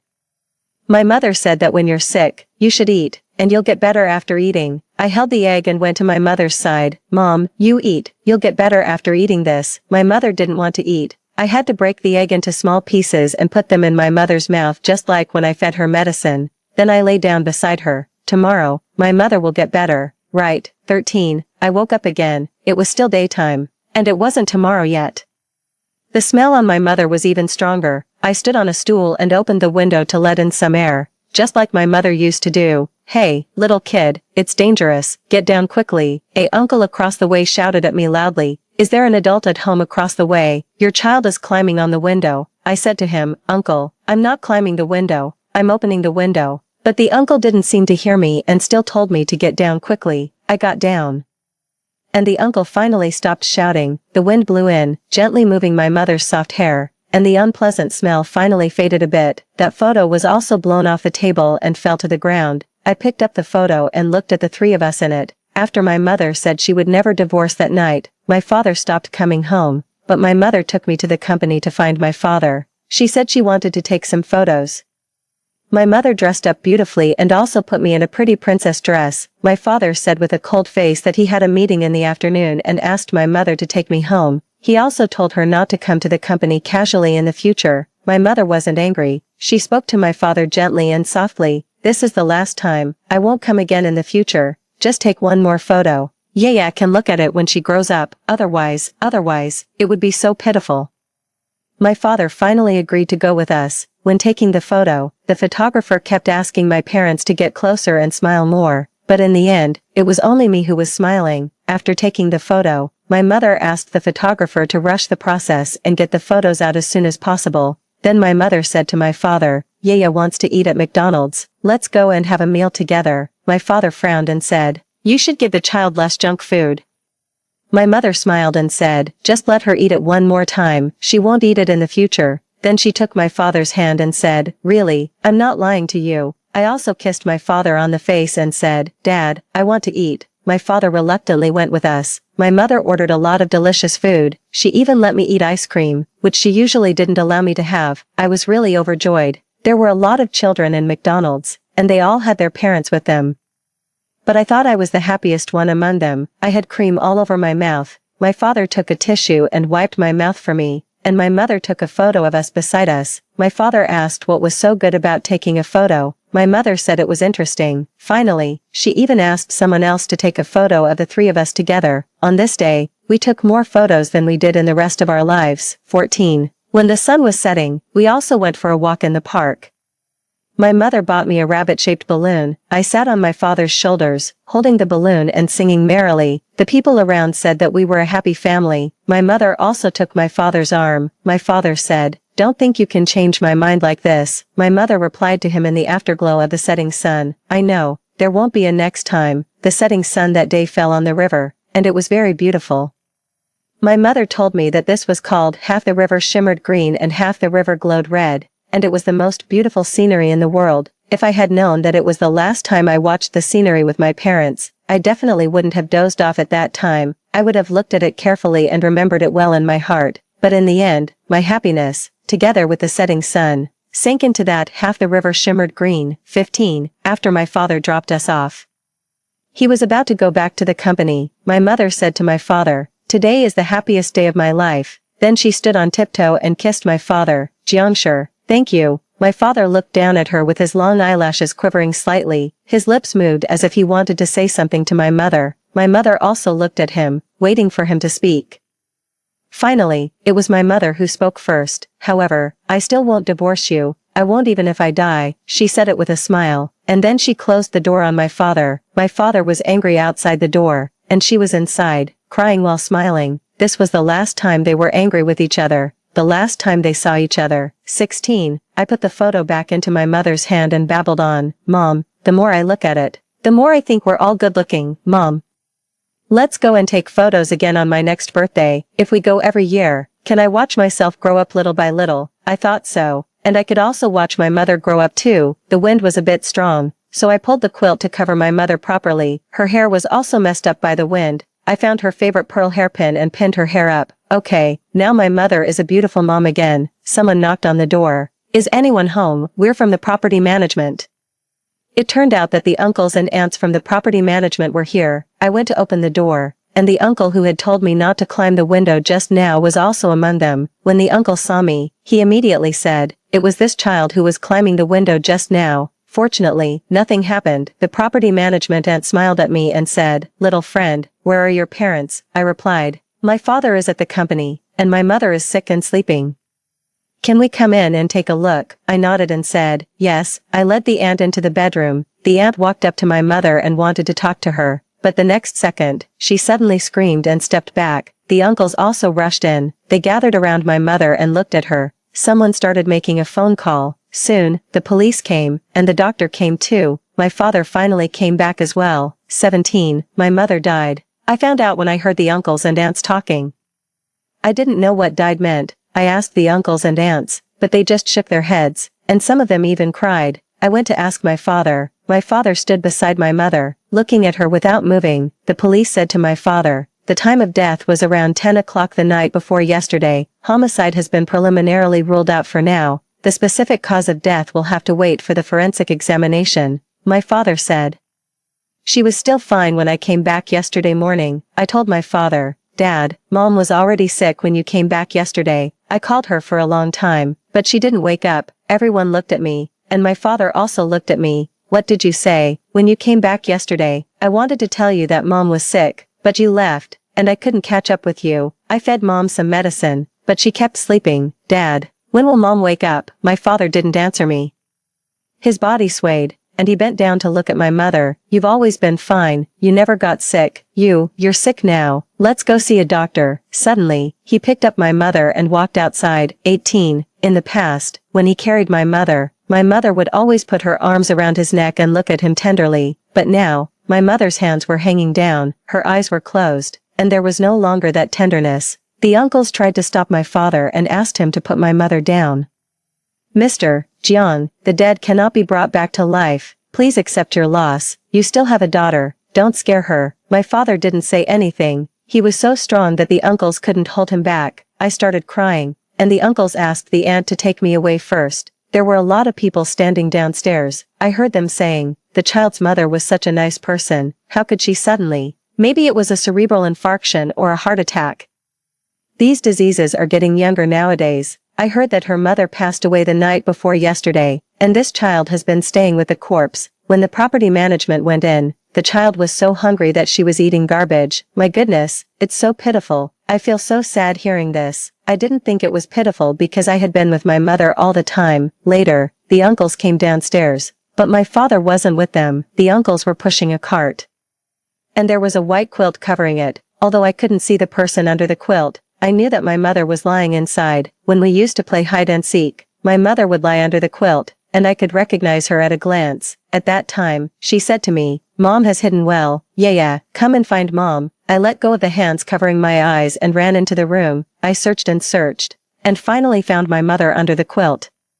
My mother would immediately pull me into her arms. We would hide under the quilt together and whisper to each other. This time, I was also waiting for my mother to pull me into her arms, but when my mother passed by me, she was still asleep and didn't come to hug me. The aunt covered my eyes and said with a choke in her voice, Yeah, be good, don't look. I said to the aunt, Auntie, I can cover my eyes myself. When I count to 10, I'll put my hands down. The aunt said, Okay, then count to 10.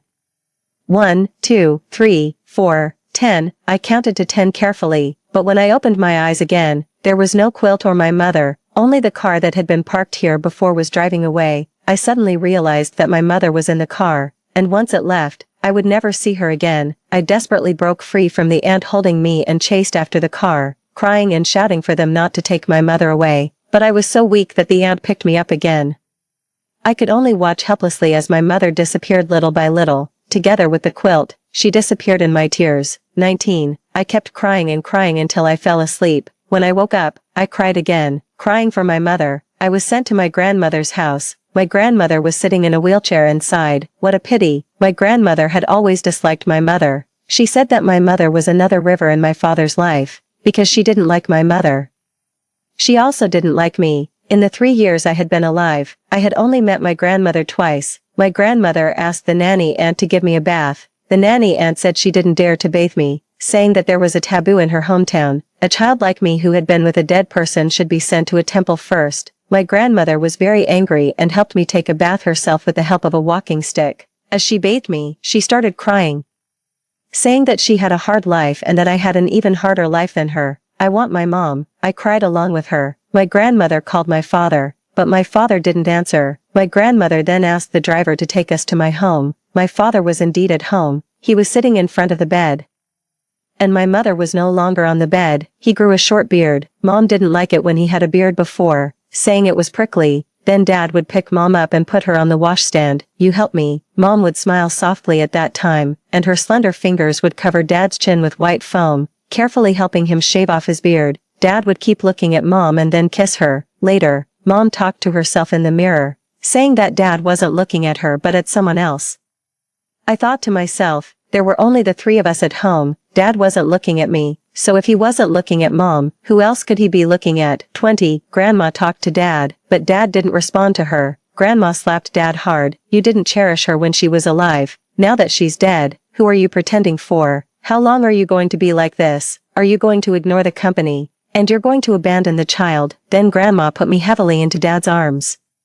"You clean up the mess you made, don't count on me, a person who has lost her legs. I tried to persuade you back then, Surui is Surui, and Mengyao is Mengyao, you just wouldn't listen, as if you were possessed. Now that she's gone, the only thing you need to do is to raise your child with her well." After scolding, Grandma left, leaving Dad and me at home alone. In the evening, Aunt Lynn next door brought us food, and she kept crying too. She said she was out of town at that time.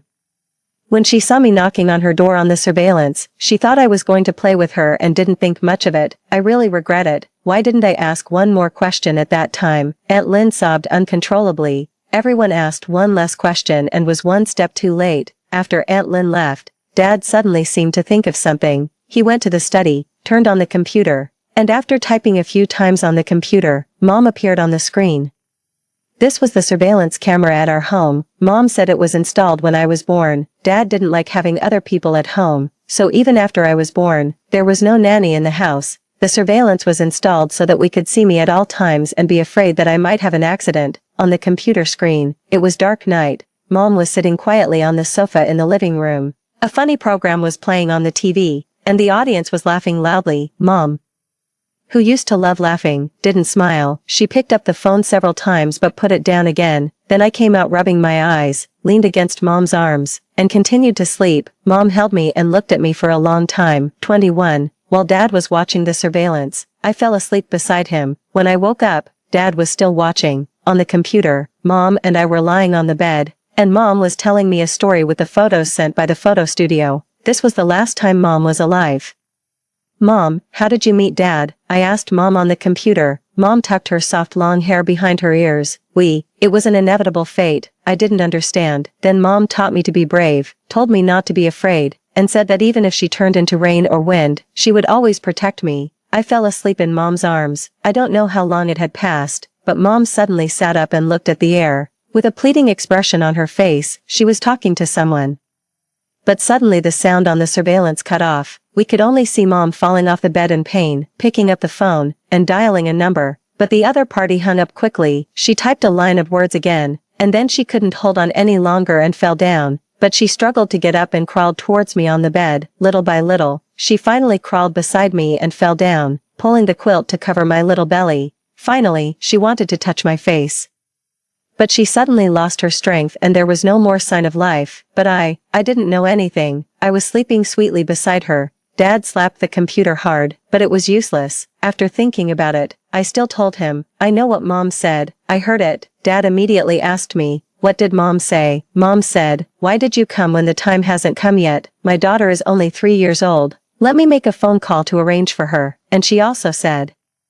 I couldn't remember clearly. I was too sleepy at that time. Dad held my face in his hands and looked into my eyes. Yeah, think carefully. I tried my best to think and finally remembered that what Mom said at last was, "I regret falling in love with Jiangshi. If I had known it would be like this, I wouldn't have come here." Dad listened blankly, and then he pushed me away. He said angrily that I was lying, that I was just a child and definitely couldn't remember so many words, and that I made it all up. I said angrily that I could remember. And that's exactly what Mom said. Dad didn't say anything. He found Mom's phone. He flipped through Mom's phone. I don't know what he saw, but in the end, he also shed tears. I had never seen Dad cry before. It turned out that when he cried, he was also this sad. 22. Later, Grandma told me that Mom's last phone call was to Dad, but it was hung up by someone. The last message was also sent to Dad, and the content of the message was, "Come home quickly." Mom might have been in a very urgent condition at that time, so she only sent these 3 words, but there was no such message on Dad's phone. It had been deleted by someone. Mom's cause of death was finally confirmed as sudden cardiac death. On the day Mom was buried, it was drizzling and there was a gentle breeze. I said to the tombstone, "Mom, I see you." The adults around were all startled and whispered among themselves. Dad squatted down and asked me, "Where is Mom?" Pointed out to Dad. He believed me and thought Mom was really there. I stretched out my hand to catch the raindrops. "This is Mom." She said she would turn into a gentle breeze and drizzle to accompany me. My mom never lies to me. 23. Dad still lives at home with me. Although the people around him all advised him to move away, even our home was said to be a haunted house, Dad didn't care. He only lived in those surveillance videos and the photos Mom took. It used to be Mom who often looked at these, and now it's him. It used to be Mom who sat in the living room all night, and now it's him. After having breakfast, he would say, "Meng Yao, where's my tie?" No one responded to him. He stared blankly at the bedroom where he and Mom used to live, and finally went in himself to find the tie, and then sent me to kindergarten. But not long after the class started, Grandma asked the driver to pick me up, saying that Dad had a car accident on his way to work and it was very serious. When we rushed to the hospital, the doctor was rescuing him. Grandma said to the doctor, "Just tell him that if he dies, his daughter will really become a child without parents. Ask him again, for a 3-year-old child and a disabled old woman like me. How are we supposed to live?" Dad was finally rescued. I stood beside him, and he hugged me tightly in his arms just like Mom used to do. He said, "Don't be afraid, Dad won't leave you." Grandma heaved a sigh of relief, but Grandma also cried secretly. Later, Aunt Sue came, but Grandma didn't let her see Dad. Aunt Sue came to our house and smiled at me, saying, "Yeah, let me be your mom." The nanny Grandma hired by Dad protected me behind her and asked loudly, "Who are you? What do you want to do?" "I'm telling you that abducting a child will be punished by law." Aunt Lynn also came over to stop her when she heard the commotion. "Go away quickly. What are you doing harassing the child here?" Aunt Sue said, "I just think she's pitiful and came to see her. Jiangshi and I will get married sooner or later. When that happens, I'll have to raise this child." Aunt Lynn pushed her out. "Pitiful, I think you're despicable. Don't think we don't know that you came to make Meng Yao angry several times. She died because of you." Aunt Sue smiled and said, "I don't have that ability." Aunt Lynn was so angry that she wanted to hit her, but in the end, Aunt Lynn held back. Aunt Lynn also laughed. "Of course you don't have the ability, otherwise, it's been almost a year since Meng Yao left, and you still haven't managed to make Xiaojiang marry you. You left Xiaojiang less than half a year ago, and Meng Yao managed to get pregnant with Xiaojiang's child at that time. Compared like this, Meng Yao is more capable." Aunt Sue was taken aback and started fighting with Aunt Lynn. The nanny Grandma also went up to help Aunt Lynn. Finally, the security guards came to separate them. When Dad came back, he said coldly to Aunt Sue, "Don't come again in the future. I don't want to see you anymore." Aunt Sue cried and asked him, "Can't we go back to the way we were before?" Dad said, "No, at that time in the hospital. You hung up the phone call Meng Yao made to me when I wasn't there and deleted the message she sent. How can you still expect something else? You once saved me, but you also hurt me. From now on, we're even." Aunt Sue left crying and never appeared in front of me again. 24. When I was in the senior class of kindergarten, Grandma suggested that Dad take me to live in another villa. Grandma said that the house there had the most top-notch educational resources in the city. Dad didn't want to move there. He said I didn't need to compete in my studies and that it was enough for me to grow up healthy and happy. Grandma sighed. Well, being healthy and happy is more important than anything else. Although Dad was very good to me and spent time with me every day, I still didn't like him. Every day after the nanny Grandma finished her work and left, it was just the two of us at home. I played by myself in my room. And he watched the surveillance videos of Mom when she was alive in the study. No matter how hard he tried, he could only recover the videos from the 3 months before Mom passed away, except for the last few days when they had an argument. Most of the time during those 3 months was peaceful. In the morning, Mom would make breakfast and wake me and Dad up. After breakfast, Mom would tidy up at home, and Dad would send me to kindergarten. When Dad and I were both out, Mom would start drawing. She liked drawing comics and then uploading them to the website, which attracted a lot of fans. I once saw those comics on Song Muen's computer. It was a story about a seriously ill girl who met true love. The girl was tricked into a bar by her classmates and almost bullied. The young man beside her stepped in and saved her. The girl fell in love with the young man at first sight, and the young man didn't reject her love. The two of them went through ups and downs together. At the end of the story, the girl recovered from her illness. The young man truly fell in love with her, and they had a daughter. The family of 3 lived a plain and happy life. Song Muen said, "It's so boring. It's not as good as my Ultraman, but I cried when I read it. I knew that Mom drew it about herself. It was how she imagined herself. Mom once told me that she wasn't from our world. She had a serious illness in her own world and was sent here. I once told this to my favorite teacher. The teacher told Grandma.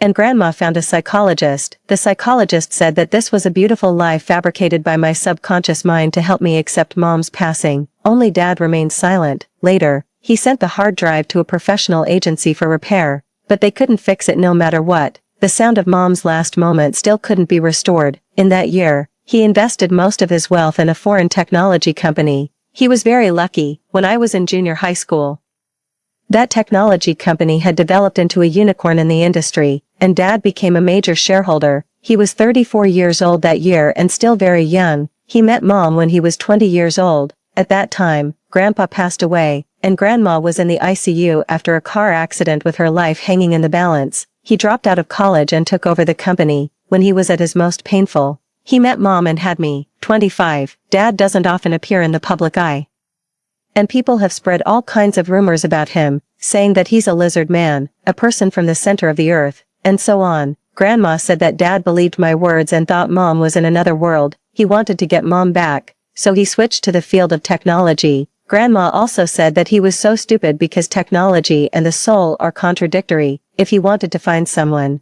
he should study metaphysics. He was just daydreaming. He wasn't a god.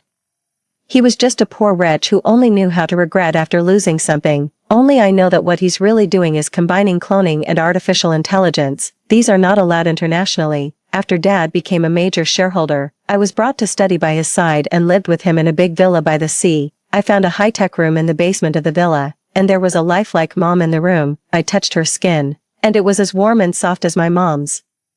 And the fragrance was the same too. She even had a heartbeat. I secretly observed her several times. She would smile at Dad gently just like Mom did, help him shave and tie his tie, and also cook delicious meals. Dad often stared at her in a trance, so much so that he didn't even notice when I sneaked in. Mom was very beautiful, and she was beautiful even when she was sleeping, more beautiful than the fairies on TV. Mom. I called her softly. She smiled and looked at me. Hello, what's your name? Why are you crying? Her voice was exactly the same as Mom's. Dad was really amazing. I said, Mom, I'm Yaya. She reached out and wiped the tears off my face. Yaya, I can feel that you're very sad. What can I do to help you? I held her hand and pressed it against my face. Mom, let's play hide and seek again. You go and hide under the quilt, and I'll count to 10 and then come to find you. Okay.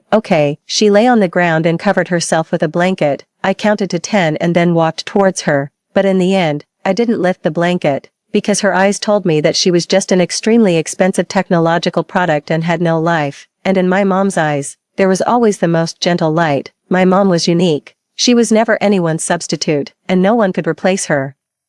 What's more, she said that she regretted it, regretted meeting Dad. At that time, I was only 3 years old and didn't understand why Mom would be so sad for so long because of Dad's words to me, "You're just a physical need." Now I understand that because her sincere love and devotion were just considered a nice tool in Dad's eyes. Although Dad finally regretted saying those words, Mom was already gone. What's the use of regret? Finally, I lay beside this doll, hugged her, and said thank you to her. Thank you for allowing me to see what Mom looked like before she passed away again. Then I turned off her program and set the basement on fire. 26. In the raging fire, I returned to the ground. A gentle breeze blew from the lake, and fine rain fell from the sky. I opened my arms, tilted my head back, closed my eyes, and felt the gentle drizzle and the breeze. My mom never lies to me, no matter if it's at the ends of the earth or in a foreign land.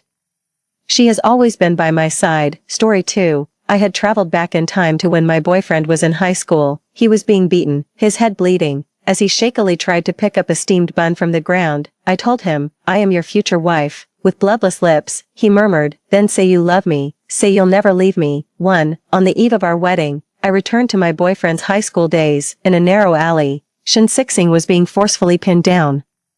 His head slammed against the ground by someone clutching his neck fiercely. He didn't resist or struggle. It seemed he was used to it, resigned to the routine abuse. His face was calm, blood freely flowing from his wounds, while onlookers laughed heartily. The aggressor, someone I recognized, was Shin Sixing's stepbrother, Shin Jinbai. "Look, Shin, he's like a dog," one taunted. "With that little spirit, he'll never threaten you." Another jeered. Shin Jinbai just smiled.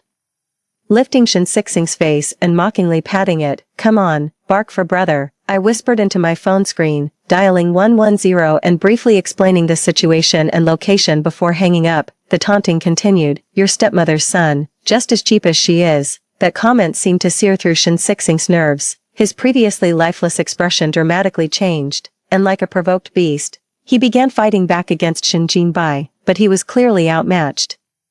As the crowd began to swarm, I recklessly burst in. What are you doing? I've already called the police. Aren't you leaving? My gaze deliberately swept over their school uniform badges. Is this how students from Chinan know one middle school behave? Shin Jinbai scoffed. Damn, someone really loves to meddle. He pushed Shin Sixing away, left a harsh threat, and led his group away in a hurry. As he passed by me, he gave me a thorough look.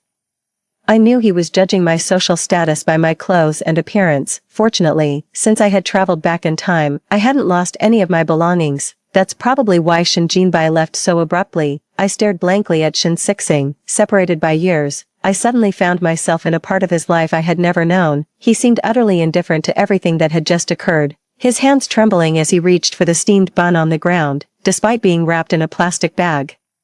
The dirt on it was enough to make me frown. Moreover, the bag seemed to have also picked up some mud. I walked over and crouched down, pressing his hand. Shin Sixing, expressionless, looked up, his fingertips quivering slightly. It was then I noticed how frighteningly cold his hands were. His frame was thin, his complexion pale. Don't eat that, it's dirty. I habitually carried snacks with me, and they came in handy now. I pulled out 2 small bread rolls from my bag and handed them to him.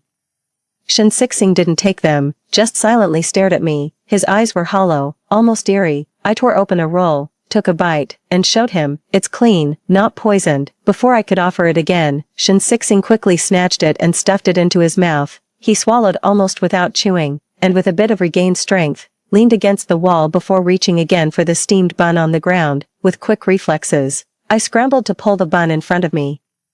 Shin Sixing's attempt was thwarted. A flicker of emotion passed through his eyes as he looked at me puzzled. It's dirty, can't eat it anymore. Shin Sixing glanced at me. I'll eat it, you won't. He was tall but skinny, resembling a scrawny creature with long arms, reaching towards where the bun was. I immediately stood up, and as I was about to throw the plastic bag into the trash can, a small dog appeared out of nowhere. It circled around me, its tail wagging joyfully. Its fur was dry, with bare patches on its body. I opened the plastic bag, broke off the clean part of the bun for it, and threw the rest of the bag and the muddy part into the trash can. Turning around, I met Shin Sixing's disapproving gaze. I sighed internally. Let's go to the hospital. I'll buy you something to eat on the way. Shin Sixing had a severe stomach condition. When we first started dating, my friends teased him, calling it a CEO's disease. He just smiled, shook his head, and gently reminded me.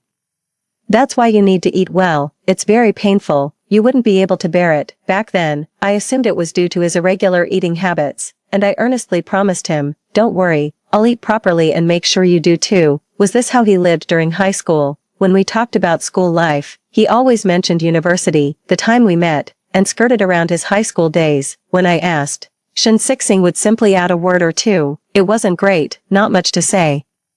2. Shin Sixing stared at me for a while. I waved my phone at him. I have money. One of you is more than enough for me. Right after coming here, I had checked. The string of numbers in my mobile account was still there. Although I couldn't take out the money from the card, the amount in the account was already sufficient. Many of these large transactions came from Shin Sixing. Using the mature Shin Sixing's money to support the younger Shin Sixing felt amusing to me, seeing him hesitate. I reached out to help him up. Look at you. What have you become? He was frighteningly light, and I easily helped him stand. He felt like a skeleton draped with skin, leaning on my support. Shin Sixing stood up without a word, just quietly hanging his head. It seemed he was assessing himself.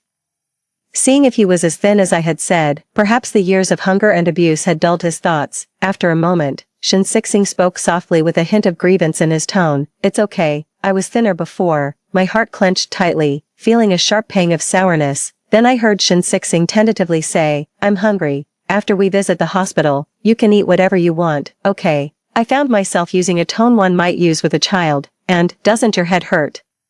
Shin Sixing nodded, then added, it hurts, but I'm hungrier. As I helped him to the taxi stand at the end of the alley, my heart couldn't stop feeling bitter. I had never seen any resentment towards fate in Shin Sixing. It made me assume he had grown up loved, so he neither complained nor was biased. Thus, It was hard for me to imagine how he had emerged from these experiences. How could you still be so accommodating and gentle, while Shin Sixing went for his checkup? I visited the nearest mall to buy him some clothes. When it came time to pay, my eyes widened in shock. What should have been 1,000 yuan expense showed up as 1,000,000 on my phone. I murmured in confusion, "There's a ghost in my phone." The salesperson glanced at it and sincerely complimented, "That's a very pretty style. It's my first time seeing it." To everyone else, my spending seemed normal. I figured that since I arrived in this world, all expenses had changed proportionally. 1,000. Not long ago, I had boldly claimed that supporting Shin Sixing was well within my means. His medical expenses of over 3,000 had cost me over 3 million. My face twisted slightly. Shin Sixing's eyes trembled slightly. "It doesn't hurt. No need for treatment." Saying that, he tried to hand the medical records and prescribed medications back to the nurse. I quickly grabbed his hand and dragged him outside. While dragging him, I scolded, "What are you doing? Not seeing a doctor when you're sick? Do you want to become immortal?" I secretly reveled in the moment. The things Shin Sixing used to say to me, I vowed to start saying them back to him from today. The person I was pulling suddenly stopped. "What's wrong?" Shin Sixing's voice was muffled. "Hungry. I'll take you to eat now. But the doctor said you should start with something light and easy to digest, and you shouldn't eat too much at once." Shin Sixing didn't reply. And I turned around in surprise. He was looking down, focusing on the bag of medications he was carrying. Just as I was puzzled by his behavior, Shin Sixing suddenly looked up at me. His eyes were full of scrutiny, and he blinked. "Take the medicine." Then, he hung the bag on my wrist. I picked up the bag, both annoyed and amused. "The sick one is you." Shin Sixing's expression unchanged. He reached up to touch his bandaged wound. "I'm sick, and I'm hungry." His tone couldn't be more pitiful. I almost nodded in agreement with his words. "I'll take you to eat." But like the doctor said, I repeated the precautions. Shin Sixing didn't seem to listen to a word, and when I finished, he glared at me fiercely. "Liar." Perhaps feeling that wasn't intimidating enough, he opened his mouth to show his teeth. "If you don't feed me, I'll eat you." Not eating enough might really affect one's intelligence. Shin Sixing was really acting silly now. I couldn't help it. I pulled out my phone and snapped 3 pictures of him. "I didn't say I wouldn't feed you, but we need to take it slow, right? You're eating recklessly now. Your stomach must hurt." Shin Sixing thought about it, and finally seemed to agree with me. Then he took the bag hanging from my wrist and carried it himself. 3. In ancient times, Han Xian valued a meal as worthy of 1,000 gold. Today, Gu Mingxi, redefine a meal worth 1,000 gold. This cursed ratio. Shin Sixing isn't eating food. He's eating gold. I only ordered him 2 bowls of porridge and 2 steamed buns. Shin Sixing's expression was full of sorrow, but he didn't speak out, his eyes hesitantly glancing outside. "I told you, you need to take care of your stomach. I'll buy it for you next time." Upon hearing this, Shin Sixing immediately withdrew his gaze, his eyes sparkling as he stared at me, like a little dog waiting for its master to say dinner is ready. I extended a hand to indicate for him to eat. "Go ahead, eat." The scene was a whirlwind of activity. I couldn't understand it. The Shin Sixing I met was refined and composed, utterly unrelated to the one before me now. It has been 3 years since we first met. What incredible opportunity did Shin Sixing encounter in these 3 years to change so drastically? I pulled myself out of my thoughts and watched Shin Sixing devour his food, feeling a pang of sympathy. The words I wanted to say hovered on my lips, then I swallowed them back down. "Never mind. There's plenty of time in the future to teach him." I pulled out a tissue and handed it to Shin Sixing. He carelessly slapped it against his mouth and threw it away. Then, he looked at me eagerly and said 2 words, "I'm hungry." I thought to myself, "Are you going to behave?" He gave me a puzzled look, hesitated only slightly for the sake of food, and then capitulated. "Yes, whatever you say, even if you say I'm sick, I won't argue." Easily, on his still youthful face, I saw a glimpse of his future self, masterminding strategies, securing victories from afar. The phrase he said to me most often was, "Don't worry, I'm here." I always believed him unconditionally, and he indeed always managed to find a perfect solution. This younger version of Shin Sixing was also quite persuasive, obedient, and clever. He agreed with whatever I said. I gave him a sweet smile. Then, "Good boy. We aren't hungry, we won't eat, let's go." Shin Sixing's expression changed in an instant. He composed himself, picking up his things and trailing behind me like a lost soul. Really, was his usual expressionlessness just to save energy? "Where do you live? I'll take you back to school." Thinking of the scene I stumbled upon today, I immediately changed the subject. "How are your roommates? Do they treat you well?" Shin Sixing shook his head slowly. "I live off campus, alone. No roommates, he obediently answered, and then, lifting his eyelids, he glanced at me. You treat me well. I was momentarily at a loss for words. It shouldn't be like this, Shin Sixing. How could you have such a past? I cautiously asked. What about your mother? Shin Sixing rarely talked about his family. When he introduced them, he only mentioned that his parents had passed away. At that time, I looked at him with eyes full of sympathy, but he tapped my forehead with his finger. What are you thinking? My situation isn't as bad as you think. On the contrary, I've received enough. He was too gentle, too tolerant. Naturally, I thought of him as someone who had grown up in love but had later lost it, loved well by his parents, so rarely harbored resentment towards life, but now, it seemed not to be the case. Shin Sixing pursed his lips, his eyelashes trembling slightly. I never met the one who gave birth to me. Before I could ask more, he continued, the one now is my adoptive mother. My biological mother was young. She abandoned me after giving birth. My father picked me up and raised me, and after he died, my mother remarried with me. In just a few sentences, he outlined the hardships of his life that were likely hard to overcome. I felt a bit distressed. Shin Sixing quietly watched me for a while, then suddenly bent down. Our eyes met. He was so close, it felt like we were almost merged into one. My breathing faltered for a moment as I heard his deep, melodious voice. Sister, do you feel sorry for me? I was almost at my breaking point. What's wrong? I tried to steady my heartbeat and acted nonchalant. Shin Sixing smiled, his attractive eyes curving up. I'm hungry. Those words hit me like a spell, and I quickly covered his mouth. Whatever I say goes. I say you're not hungry. He wilted like a sun-dried flower, visibly dissatisfied, and let out a resigned oh. For, it was different from what I had imagined. Shin Sixing's place wasn't bad at all. The room was tidy and bright, with all necessary appliances. You live here and can't afford food. He carefully took out the medications one by one and arranged them meticulously. It belongs to my uncle. Not to me, as if afraid I wouldn't understand, Shin Sixing added. Shin Jinbai's father. No wonder I felt the house lacked liveliness, not seeming like someone's long-term home. It seemed Shin Sixing only treated this place as a temporary stop. Maybe no one else cared about his life beyond that. He just needed to survive. I was silent for too long. That drew a particularly solemn look from Shin Sixing. He quickly closed the distance between us in a few strides and reached out his hand toward me. From his hand, I could glimpse that Shin Sixing's life was not easy. His nails were trimmed short and round, but I could still see the bruises under his nails, as if they had been crushed forcefully. His open palm also showed prominent scars. Your hand, seeing that I hadn't moved, Shin Sixing explained again and gently unfolded my tightly clenched hand. That's when I realized I had unconsciously been digging into my palm, leaving faint crescent marks. I instinctively looked up, locking eyes with Shin Sixing. It's okay, don't be afraid. His voice was low. It was unclear whether he was reassuring me or himself. I'm not as miserable as you think. Memories slowly overlapped, finally settling on the present. Isn't it miserable? Shin Sixing was truly a very good person, whether in the past or now. I've always thought so, and that has never changed. I've lived up to today, received an education. No one owes me anything, no one. I echoed his words. From my perspective, he was surrounded by despicable people. His current situation was surely not unknown to his family elders. They simply chose to ignore it, feigning ignorance. Though I was abandoned at birth, I have no reason to resent. My dad said my biological mother was young. She neither had the capacity nor the courage to face the consequences. I understand. My dad took me back, never mistreated me. My mom remarried and took me with her. I now have education and a future. There's nothing miserable about that. Shin Sixing's expression remained unchanged. He narrated everything calmly, then turned to pour me a glass of water. It's still warm, drink it. I took the glass, feeling the warmth at my fingertips. Shin Sixing continued. As for Shin Jinbai and his people, I can't say I hold no grudges, but my mom's life has been very tough. I can only choose not to resent. I took a sip of water. Raising the glass to my lips, it was indeed warm.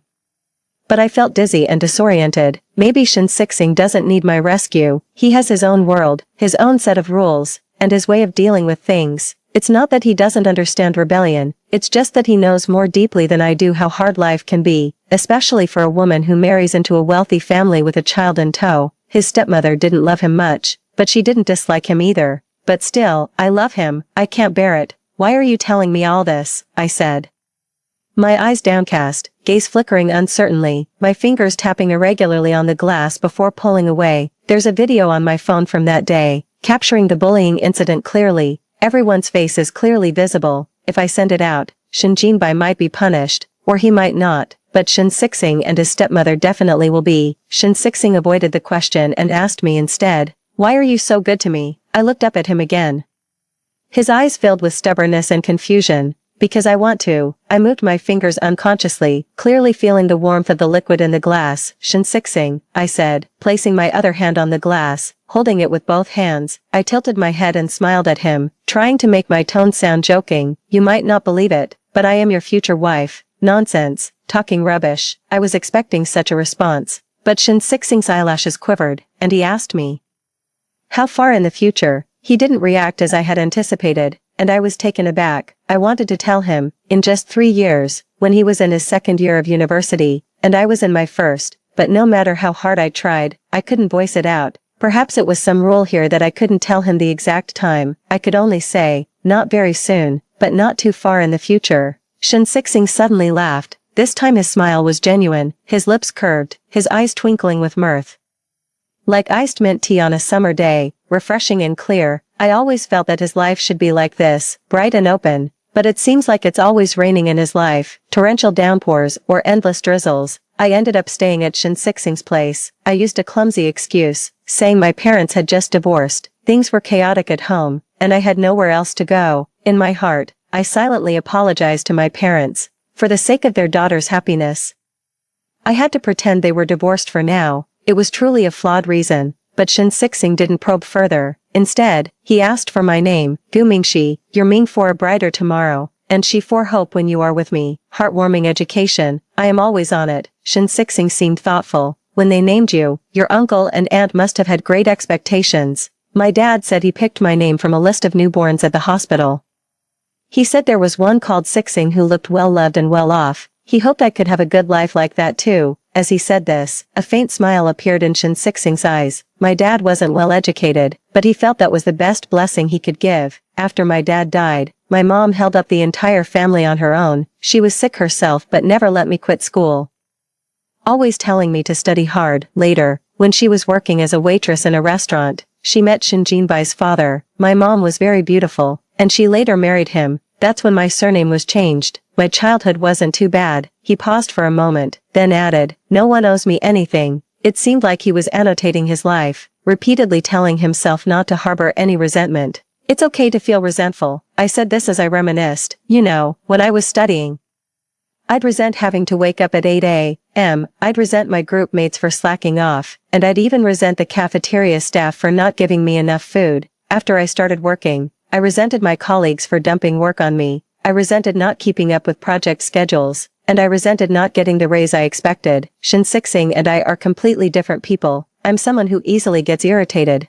A little inconvenience can drive me crazy, whereas Shin Sixing is the type who always maintains his composure and is well organized. I was quite envious of him at one point. I rephrased my thoughts. What I mean is, there's no need to become what everyone expects you to be. Being yourself is good enough. You don't hold any grudges. And I applaud you for your admirable character. You express your complaints, and I also appreciate your honesty and straightforwardness. I wasn't sure whether Shin Sixing truly held no grudges or had convinced himself not to, but it didn't matter. I accepted him either way. Perhaps my purpose for being here wasn't about some so-called rescue. Rather, I wanted to tell him that he is also loved. In that uncertain future, there is a definite me, who will definitely come into his life. Shin Sixing clenched his fist to his lips, his tone light with a smile. "I know, thank you." I wasn't sure if it was my illusion, but I always felt there was a hint of teasing in his eyes. "You're homeless now, and you're still so worried about me, huh?" I opened my mouth but ultimately did not explain. "That's also believable. You have classes tomorrow, right? You should rest early, to cover the rent. I'll take care of your meals. I'm really good at cooking." Shin Sixing glanced at me, then suddenly said, "Then you'll need to buy some clothes to change into." I forgot. This isn't the home Shin Sixing and I will have together. There's nothing of mine here. I was about to agree, then checked my bank account on my phone and silently swallowed my words. Here, I can't find a job because all my identification information is invalid. For now, I can only live day by day. I couldn't bear to watch Shin Sixing go hungry, but I also couldn't go without clothes. After thinking, I plucked up the courage to call out to Shin Sixing.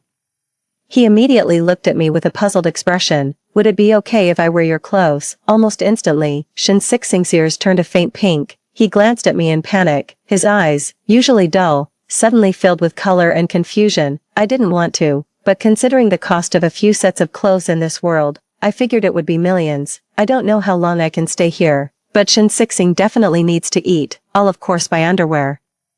Just give me some of your unused t-shirts and shorts or something. I was a bit embarrassed at first, but seeing how nervous Shin was, not knowing what to do with his hands, I momentarily felt the urge to tease him. By the way, do you have any floral shorts? It seems he doesn't. The mature Shin always dresses neatly, and even this younger, more inexperienced Shin has his shirt buttoned right up to the top. Too well behaved. Shin waves at me frantically, his face flushing red. Don't be like that. Oh, no wonder the damned Shin has one look for the day and another for the night. He always manages to make me blush and beg for mercy before he finally lets me off. Turns out, it's quite fun. You don't need to bother with me. I've been allergic to new clothes since I was young. I break out in allergies whenever I wear them. I'm quite good at making up stories. Though it does hurt my conscience a bit when I say too much, Shin mumbles.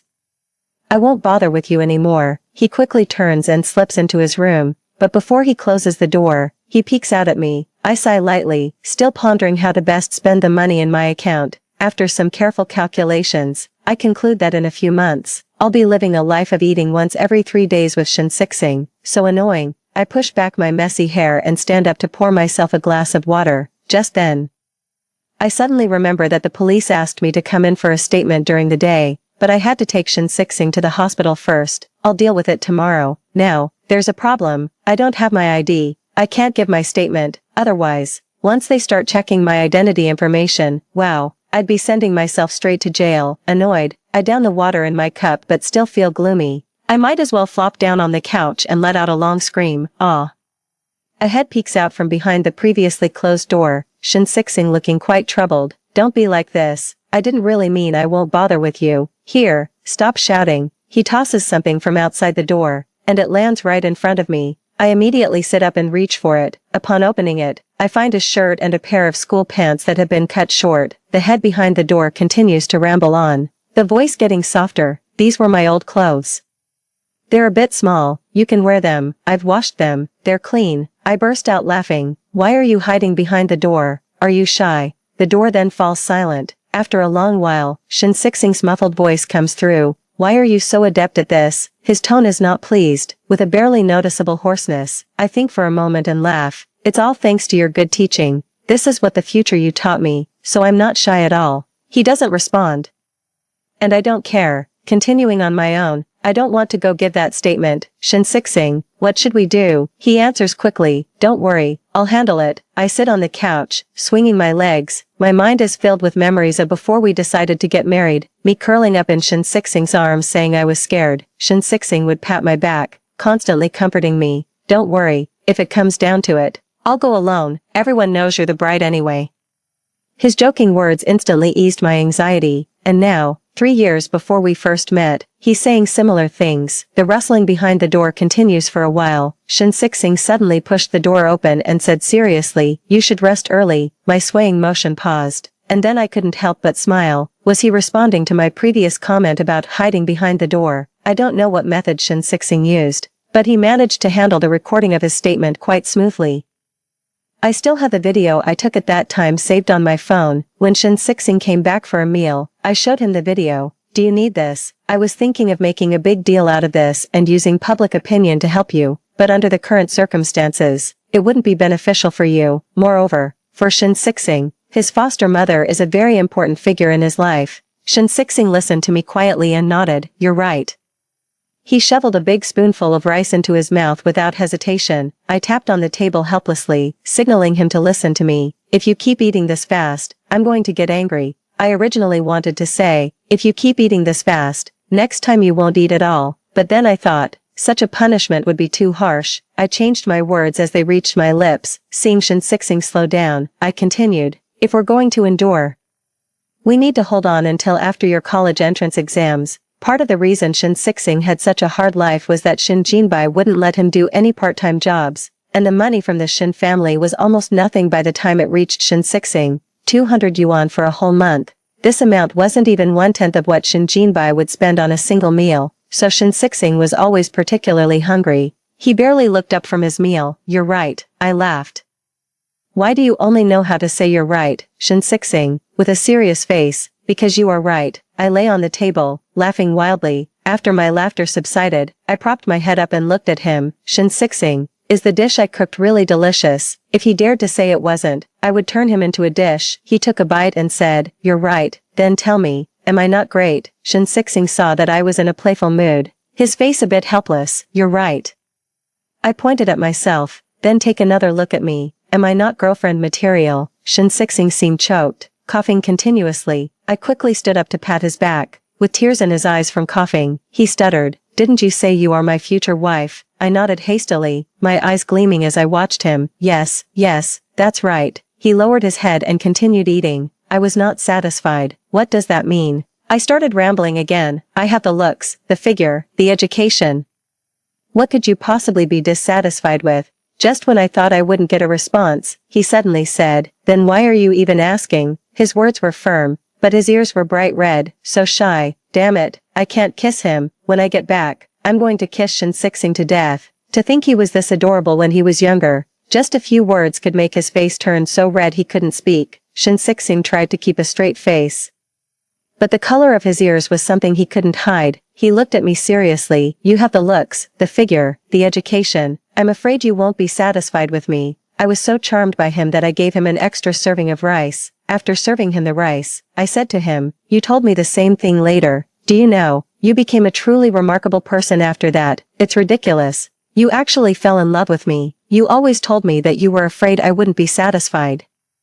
And several of my friends asked if I had cast a spell on you. Don't doubt it. I'm telling you, you really are incredible. You started your own business in college and still led academically. I was your junior, and when I enrolled, I always heard about you from others. Teachers would use you as an example, mentioning how you failed initially in your business ventures, but you never spent time wallowing in sadness. Instead, you quickly reviewed and summarized the reasons for your failures. The more I spoke, the more enthusiastic I became, while Shin listened to me as he ate. During a pause when I caught my breath, he poured me a glass of water. Thirsty, I felt a bit defeated. Don't you believe me? You don't even have any questions to ask. Shin looked at me, a pampering smile on his face. I want to know, did I meet you only after I succeeded in my business? Of course, that's right. Haven't you been listening to me? Aren't you hungry? I tugged at the school pants he had given me to wear. I was a bit hungry. I'd settle my score with him after eating. Shin just smiled, his face saying I knew it. In the end, I didn't get to trouble him because, after eating, he obediently went to wash the dishes. After washing the dishes, he started doing homework. I quietly left. I was afraid he would ask me about the homework, which I had completely forgotten. 7. Under my care, which was barely passable as care. Shin health improved rapidly. Over 2 months, he gradually began to look like the young man he should be, no longer pale, no longer constantly hungry. During this time, Shin stopped troubling him, but he really could eat a lot. If I didn't stop him, he might eat until he vomited. It seemed like he could never feel full. I had no money to take him to a doctor, so I could only look up the reasons on my phone. Some said it was because he had been starving for a long time, fearing he wouldn't have another meal, so he stuffed himself whenever he had the chance. I could only try to control him. As my bank account dwindled, my anxiety deepened. I had a vague premonition that I was about to leave this world. This premonition grew stronger, but I hadn't yet seen Shin and his crew punished, nor had I seen Shin start to live a good life. On the day the premonition became too strong to ignore, unlike my usual self, I changed my clothes and went to pick up Shin Sadly, the only complete clothes I had were the ones I wore the day I arrived. During this time, I was actually wearing Shin school uniform. It could be considered the most youthful couple's outfit. I waited and waited, but Shin didn't show up. I hurriedly ran to the alley we had been to that day. The same place, the same faces, the same scene. My heart pounded. Shin noticed me immediately, giving me a reassuring smile.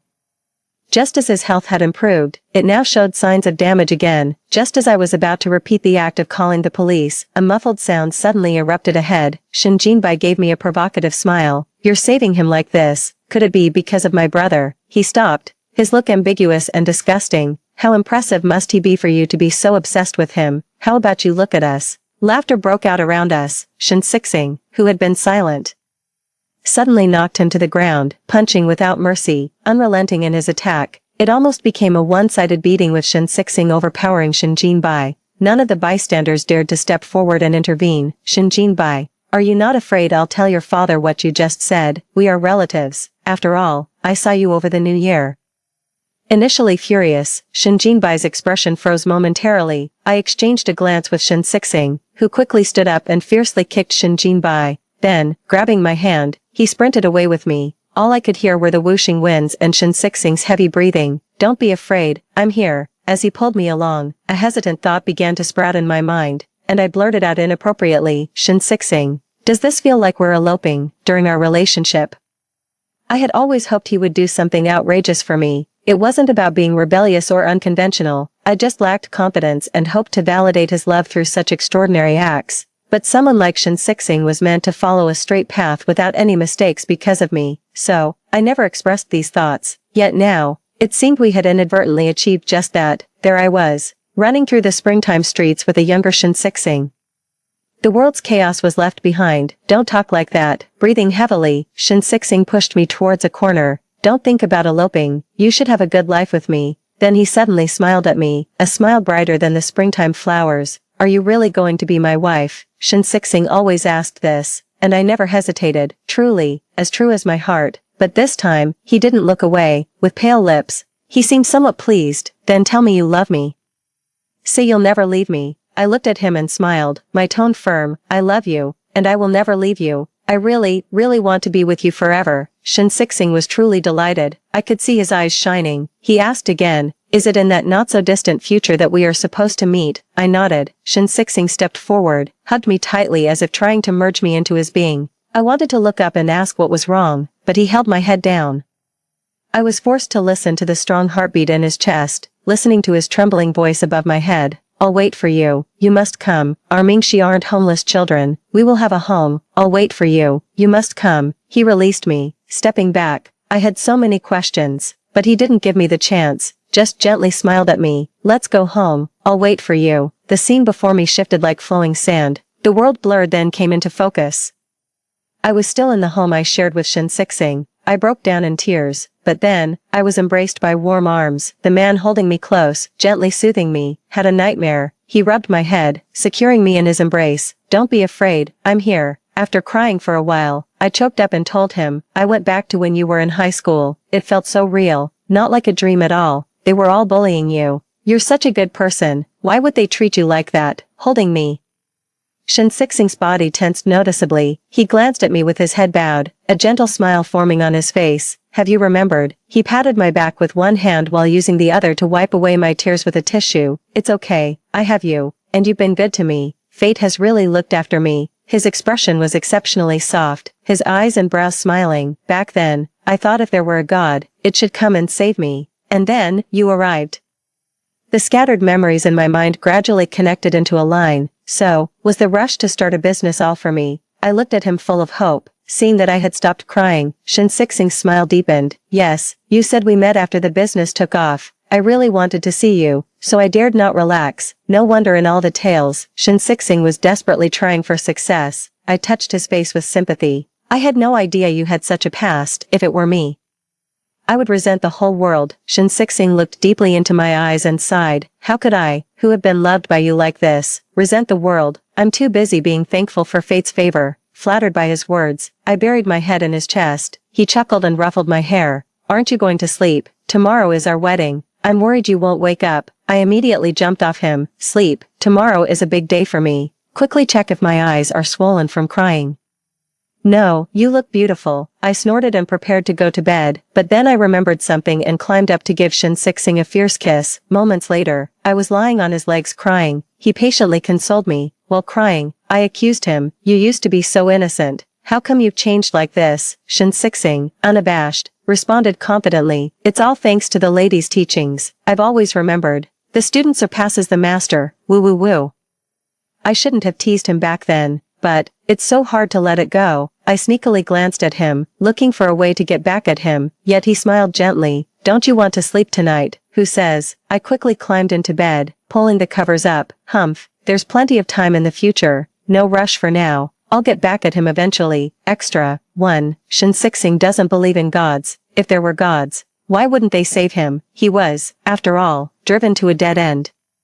Shin Sixing fingered the knife in his pocket, his expression listless as he stared at Shin Jinbai's neck, knowing a single slice could end it all. This miserable life wasn't worth clinging to, he muttered in his mind. If there really are gods, let them save him. But when he opened his eyes, all he saw was a group of people laughing with ill intentions. Shin Sixing's hand reached deeper into his pocket, touching the knife, but just then, at the end of the road, a woman's voice appeared abruptly.